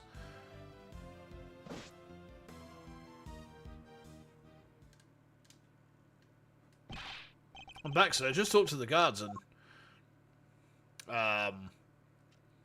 Seems like the time codes can slip on these cameras if they lose power. What? They're pretty old, sir. Guess the clock stops when the power's off. Which would mean the power was off for approximately 3 hours at some point. Okay. That's not old, sir. You remember our night denied stealing the keys? No one believed him considering, well, you know, he seemed kind of like the only suspect. Turns out that wasn't all he said. He also said he was knocked out cold just like the other guy. Which may not necessarily have been a lie. Who's the other guy? Darlings, there you all are. How goes the investigation? Is there anything I can do to help things along? Actually, there might be something we can do for you, Warden Laguard. The escapee, Mr. Carcerato, I believe he may still be on the premises. He is disguised as a guard. Here is the proof should you need it. We're reasonably certain that the person captured on this tape is our man. And if I am correct, he might even be right here in this room with us now. Uh-oh. Hey, Mr. Carcerato would have been wearing a bracelet, right? Yes, a bracelet that could easily be hidden under the sleeves of his stolen uniform. Furthermore, the doors out of the prison proper don't have those sensors that detect the bracelets installed. So if he avoided doors with sensors, he could simply wait for an opportunity to finally make his escape.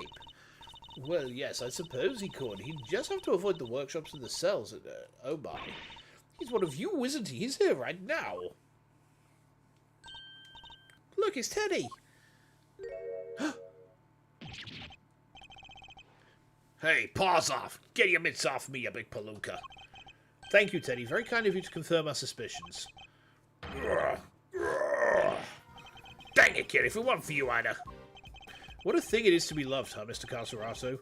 I'm almost envious. Guards, apprehend this man. A moment, if you will. I have some questions for our would-be escapee. If we are to learn the truth, I will need to speak with him. With your permission, of course. I can hardly say no now, can I? Well, come on in. Hit me with your best shot. Mr. Carcerato's escape route led directly into Knight's cell, so it's highly possible he had something to offer. Tell me what you were doing on the day Mr. Knight's body was discovered. Straight on in. So it was you guys, huh? You're the ones who found my secret getaway tunnel. You know how long it took me to dig that freaking thing? I had me a guard's uniform, a hole dug, and a plan in place. So I went for it on the day you found a guy. But then this little guy decided to come right after me. The sack of photo covered in mud, too. I had to go back to our cell. Okay. Would have gotten away with it if somebody had enough night and brought you bums down here. You claim to have dug that tunnel just now. How exactly did you do it? How? Used everything I could get my hands on, see? Hammers, spoons, you name it. Spent every dime I had on this cockamamie fixer. What do I got to show for it now, huh? Do not be disheartened, friend. Tomorrow is another day. There's an outside chance Mr. Carcerato and Knight met face to face just before Mr. Knight's death. I should see what other details I can extract from him. Okay.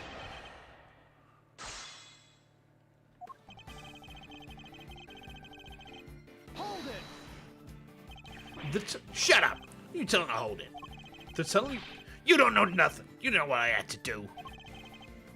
I come crawling to fix a monk. Had a groveling kowtow day after day after day. You gonna give me back the hours, huh? The days, the months. I can't get a word in edgewise. You should have never stuck your nose in my tunnel. Never.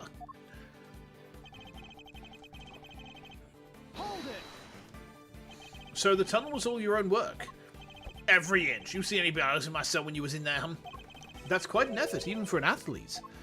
Yeah, now that I think of it, that is an insane amount of digging for one guy. Yeah, well, you didn't even know the half of it, kid. But it ain't like I had a choice. Trust nobody and don't get caught. Them's the rules a con's gotta live by. Huh, you know, the rules of being a great thief are pretty similar. Okay, I'd rather you didn't start sympathizing with the suspect. I was just joking, Mr. Edgeworth. Tee-hee. There ain't no stinking joke to me. You punks owe me.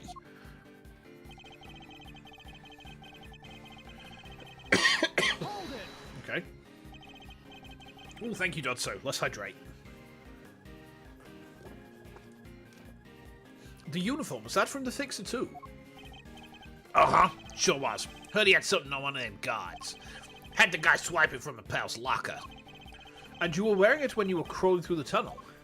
Nope, would've got dirt on it. Had to hold on to it till I got to the holding cell.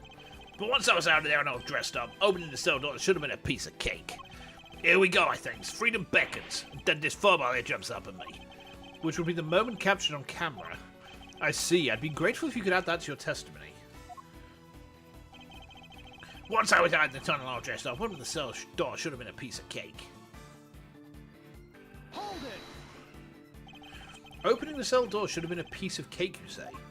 Sure, anything seems easy after dragging yourself through a hole in the ground. And you were familiar with the layout of the detention center, even though you live in the prison? Uh-oh. Why wouldn't I be? And like I'd never been there before. If he's familiar with the detention center, then he'd surely be aware that unlike the doors in the main prison, the holding cell doors are locked with actual keys. And I'm sure Mr. Cerata would have needed that particular piece of evidence to make his escape.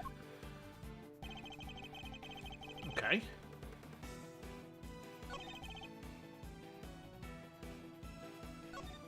Let's try the safe scummer. Like a dirty little safe scummer. Yeah.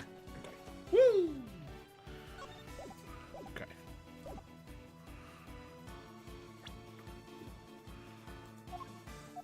These? Objection! Yeah. You claim that leaving the holding cell would have been a piece of cake, as you put it. Yeah, you got a problem with that? Because we can make it a problem if you catch my drift. Even once you had reached Knight's cell, you still had another door to contend with. How exactly did you plan on opening it? Mr. Cerata, I posit that leaving the cell would have been a piece of cake, only because you had the key. Ugh. I don't got no stinking key. I didn't need one. It was a piece of cake because the door was open. I walked right out. Objection! Yes, I suppose Knight's cell was vacant by that point. There would have been no reason to lock it. And it was indeed unlocked when I went to examine it for myself. So perhaps when you finally succeeded today, it truly was unlocked because it was after the murder. But you had attempted to escape previously. Yeah, security footage shows when you tried and failed because Teddy caught you, which was during the circus performance before the body was discovered. The holding cell was still locked at that time because no one knew that Knight had been killed yet. Therefore, you must have had the key to a cell on you. Without it, your escape would not have been possible. Are you saying, could he really have... I believe he could, yes. The theft of the keys was in fact perpetrated by none other than Mr. Cerata. He is the one who attacked the guard. But not just the guard, Knight too. All to gain possession of the guard's keys. It wasn't me, you lousy bum. I didn't even know this night guy. Objection! After you stole the keys, you went back to your cell to avoid suspicion. And then you waited for the perfect moment to escape. A moment when the prison would be almost deserted. That's right, the moment of the show, just before the discovery of the body. Unluckily for you, that particular attempt was thwarted by your furry friend. Says who, You got proof, genius? This ain't you win yet. Nuh-uh. Knight knocked the guard out of the count, and everybody knows it. Objection! Don't play games with me. Knight was as much a victim as the guard in this case. As a matter of fact, I have proof that Knight had been attacked in his cell.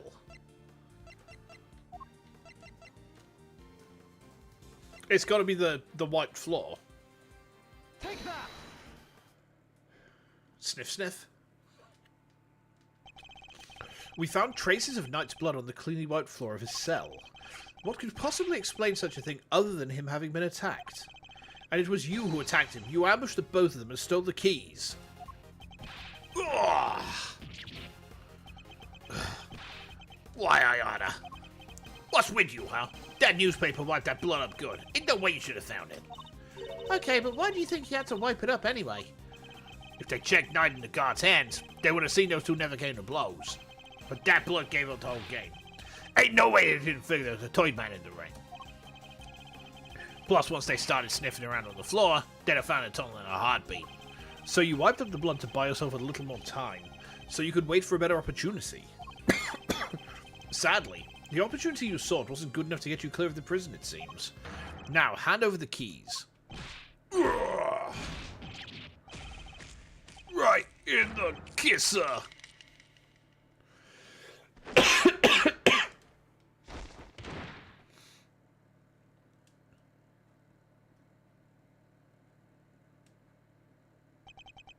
Ugh, KO'd by a lousy, stinking bum. Fine, you want keys? Here, I hope you choke on them. Okay. Overruled.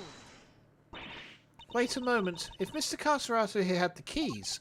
Indeed, Your Honor. Your theory relies on Knight having used the keys he allegedly stole to escape his cell. That was the only way he would have been able to enter Mr. Saint's cage and be moved to the workshop. Unfortunately for you, we now know that theory cannot possibly be true. Ah! No! Guess this changes things up a bit, yeah?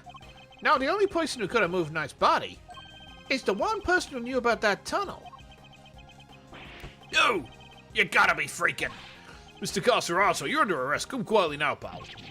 Wait, you got the wrong guy. I didn't do nothing. Alright, fine. I knocked those two chumps out, and I stole the keys. But after that, I went right back to my cell and waited for my moment. Next time I went to Knight's cell, there was nobody around. I mean, nobody.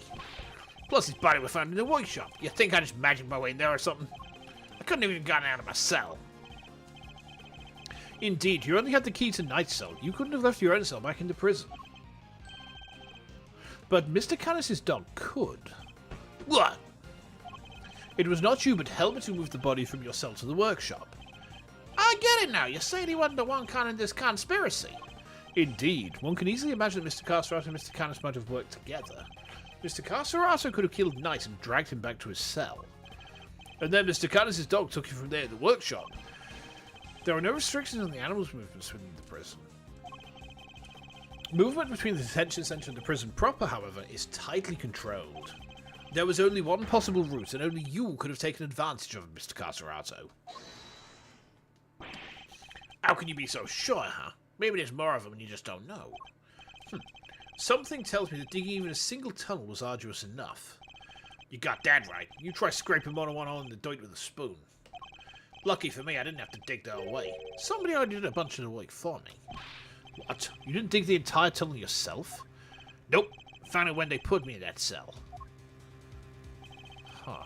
Ran all the way from there to the well in the yard already. Even looked down the well to check it from there. It was the same tunnel, alright. I just made good on what somebody else already started. Interesting.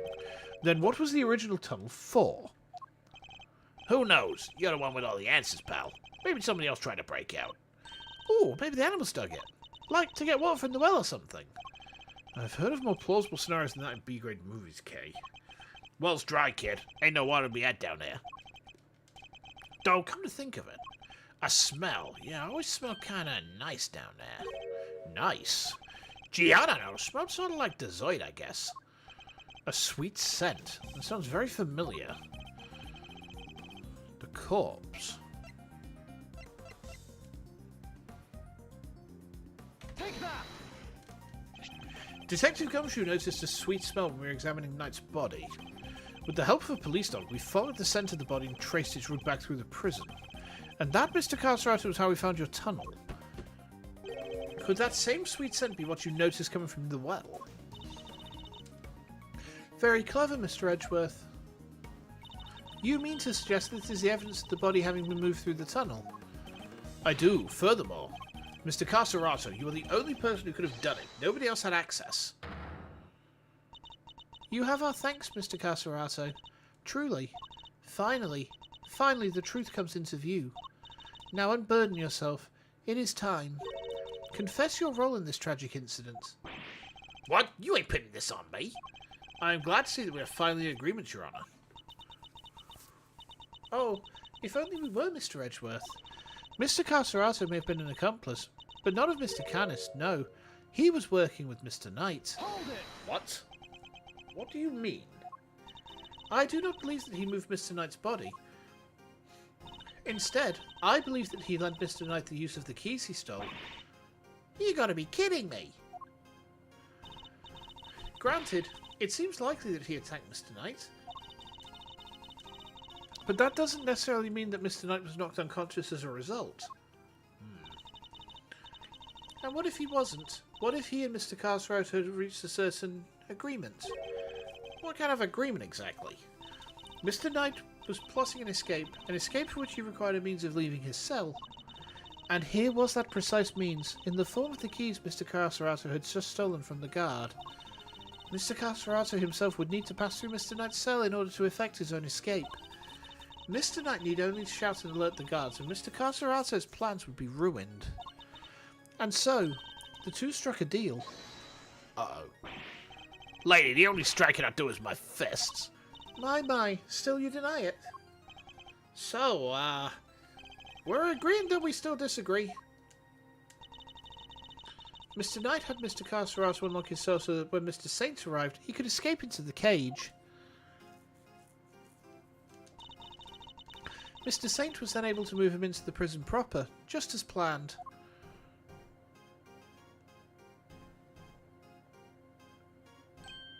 Aha! And then he took Mr. Knight into the workshop and did the dirty deed. Were neither of you listening? The scent on Knight's body proves that it was taken through the tunnel. It was moved from his cell to... Oh. Donk. Perhaps if you would let me finish, Mr. Edgeworth. I am not denying that Mr. Knight's body was moved through the tunnel. Then what are you driving at? Is this a trick question? As you say, Mr. Edgeworth, the sweet scent shows the route the body took. However, it did not enter the tunnel from Mr. Knight's cell. Huh? Then how did it get down there? There is another possibility, one you seem to have overlooked. The well in the yard. Could a body not have entered the tunnel from there? The well in the yard? Oh yeah, that thing. Mr. Saint did not take the cage to the workshop, he took it outside. There, he killed Mr. Knight. And threw his body down the well.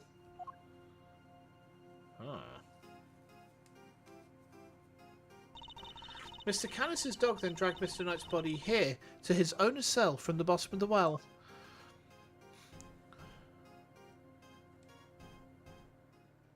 Ha. On that note, I would ask you to recall something. What was happening in the yard at the approximate time of the body's discovery? The circus show, right? Regina and Simeon were performing for everyone. Wait, Simeon? Ah, indeed. And so you see how it must also have been him who disposed of the body. Judge Cavell is a truly formidable opponent. She so effortlessly adjusted her theory to fit the facts. I propose that Mr. Knight was taken to the yard, not the workshop. Oops, sorry, I caught my microphone there. And as we have established, Mr. Saint was off stage for 15 minutes. Ow. Ample time to throw the body down the well. I'm sure you will agree. Objection! Yeah. Your deduction is impressive, Your Honour. However, even supposing that Knight's body was indeed thrown down the well, you cannot conclusively say it was during the show. It could have happened at a different time. My sympathies, Mr. Edgeworth, but it simply could not have. What? Mr. Cerata was using the tunnel around the time the show began. Mr. Cerata, did you happen to trip over a corpse while you were down there? No, place was clean.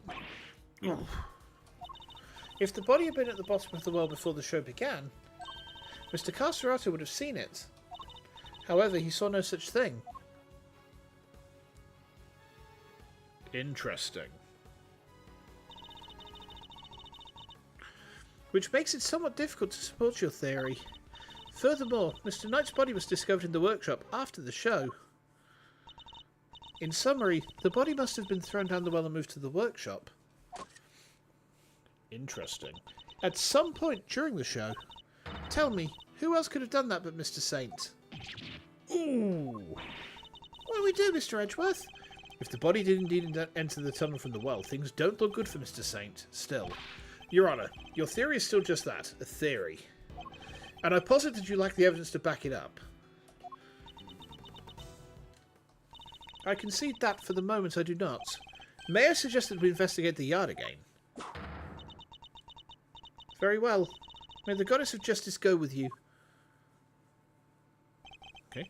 Now then, to the yard. Perhaps we can finally put this case to rest. What's that sound? Ah! Is there a fire? Is somebody else is scared? Shall we maybe skip town too? Hi. Darlings, please. There's nothing to be alarmed about. By which I mean that's not an alarm, it's the dinner bell. Although I suppose it is rather alarming if you aren't used to it. It certainly scared the heck out of me. I'm so sorry, sweet pea. I hope you can forgive us. All right, you two, back to your posts. Chop, chop.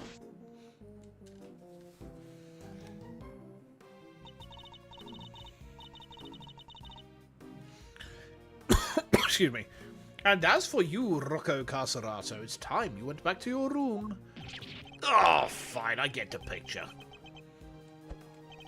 Come on, Teddy, we're out of here. Warden LaGuard, we'd like to take one more look around the yard now. Oh, darlings, don't you have homes of your own to go to? Visiting hours are over, I'm afraid. Tomorrow, huh? No, it's imperative we investigate right away. I think we've had quite enough excitement for one day, don't you? Murderers, escapees, so eventful. It's time, I guess, went home to Benny Myers, isn't it? Yes, yes it is. Come on now, darling. Don't make me bore you with all that I am the warden. This is an order nonsense. Warden LaGuard is right.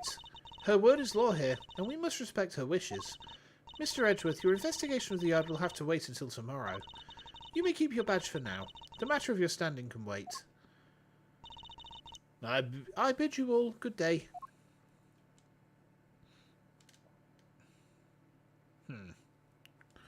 Curious. What are you waiting for, kiddykins? Off you go. Fine, at least there isn't tomorrow for me. Judge Gavell believes that Knight's body was dropped down the well, and then taken through Mr. Carcerato's cell to the workshop. But is that truly the case? Do the facts really support her theory? She also seems to believe Mr. Saint had to be the one to move the body. But was he really the only one with the opportunity to do so? Come on, Mr. Edgeworth, tomorrow's another day. We'll figure out a way to save Simeon. I know we will. Yes, we will. I will prove that Mr. Saint is innocent, beyond a shadow of a doubt. To be continued. Excellent. I was hoping there'd be a good place to wrap this off for tonight, so yeah, we're going to finish up there. Let's pull over to the Zartsu room. Hold on.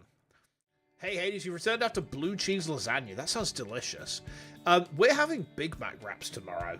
Yeah, we're having Big Mac wraps tomorrow. So it's basically like, imagine a tortilla wrap, and it's got lettuce and minced beef in it and burger sauce. I need to have a look at the recipe because I think I need to go to the supermarket tomorrow morning and get some stuffing for it. That's crime scene recreation. Ooh, I think we're going to get to use Little Thief next time. Right, okay. I've saved. Let's close off the game then. That sounds horrifying, the blue cheese thing. No, blue cheese is delicious. Blue cheese is lovely. Like, one of my favourite cheeses is Dorset Blue Vinny.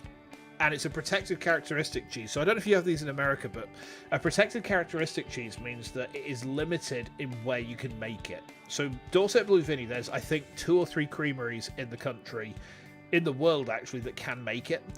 And it's basically like a very steroid version of Stilton. It's very powerful, it's very pungent. It kicks like a mule, I love it. Like, my general go-to cheese is just cheddar, of some variety or another. I mean, Red Leicester, you have that protected thing, it's called Bourbon. You know what? Fair. Fair. If I'm having a day-to-day cheese, I have a cheddar of some sorts. You know, it can have stuff in it. It can just be a basic cheddar. It can be a very strong cheddar. Sometimes Red Leicester, sometimes Double Gloucester. They're quite nice as well, but they're like the workhorse cheeses. If I want to treat myself, I'll get a blue cheese. And it has to be really strong, really pungent. Pretty tasty. Pretty tasty. I'm going to go and have some cheese in a minute, actually. So I'm getting pretty hungry. So I'm probably going to like cheese max a little bit. Maybe have some noodles. And then we've got a trifle for our pud. But yeah, I've got like... let me just have a quick look at... how much stuff have I got to actually watch at the moment? Hold on. Let me just load up Google a second. Right, let me just have a quick look at my shows. So I've got... That's odd. When the hell did Sweet Reincarnation... Oh, is that like the dub? It's probably the dub. Okay, so... Wait, hang on, what? Oh, did they just... Hang on. Wait. What's going on here? Huh? This can't be right. Recently updated page 16. Okay, that makes more sense. I was like, hang on, why the fuck is Tony Kawa OVA, like, showing as having an update. But no, we've got 1, 2, 3, 4, 5, 6, 7, 8, 9, 10. I've got 10 shows to catch up on. This anime season is fucking insane. You've probably seen my video about like what I'm watching this season, but I'm going to go and watch a couple of episodes now, and then probably try and plan out if I fancy playing anything on Sunday. Tomorrow is going to be, however, tomorrow is going to be a stream of Tectonica, so it is back. I tested it this morning to make sure it was working. Basically, something happened with the API on Xbox, and the developer, despite the fact that their studio is gone, stepped in and fixed it. So, you know, big thanks to them. And it basically means we can play the game again. I tested it out. It all runs fine. A little bit juddery at Victor, but I think that's probably because we got too much shit there. But yeah, that's penciled in for 5:30 tomorrow. And then I'm starting to build up a bit of a, a bit of a log for what we're playing next week as well. Next week, we're going to do something really stupid on Dungeon Keeper. So we're finishing Dungeon Keeper on Thursday next week. And basically, we're doing the very final official Dungeon Keeper level. And what we're going to do is a challenge run in which we have to turn as many heroes as possible into skeletons. So some heroes you can't because they can heal themselves in prison. We will convert them.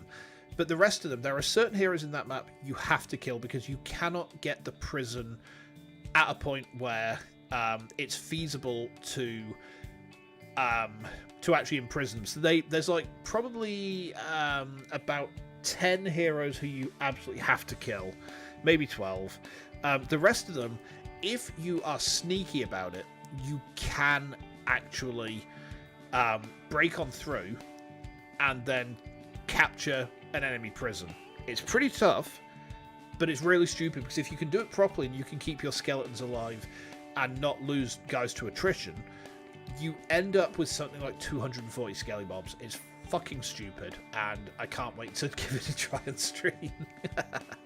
Anyway, I'm going to go, guys. Thank you so much for the hangs. Hope you have a lovely rest of your day, and all being well, I'll see you tomorrow for Tectonica. Till then, take lots of care and enjoy. See you soon.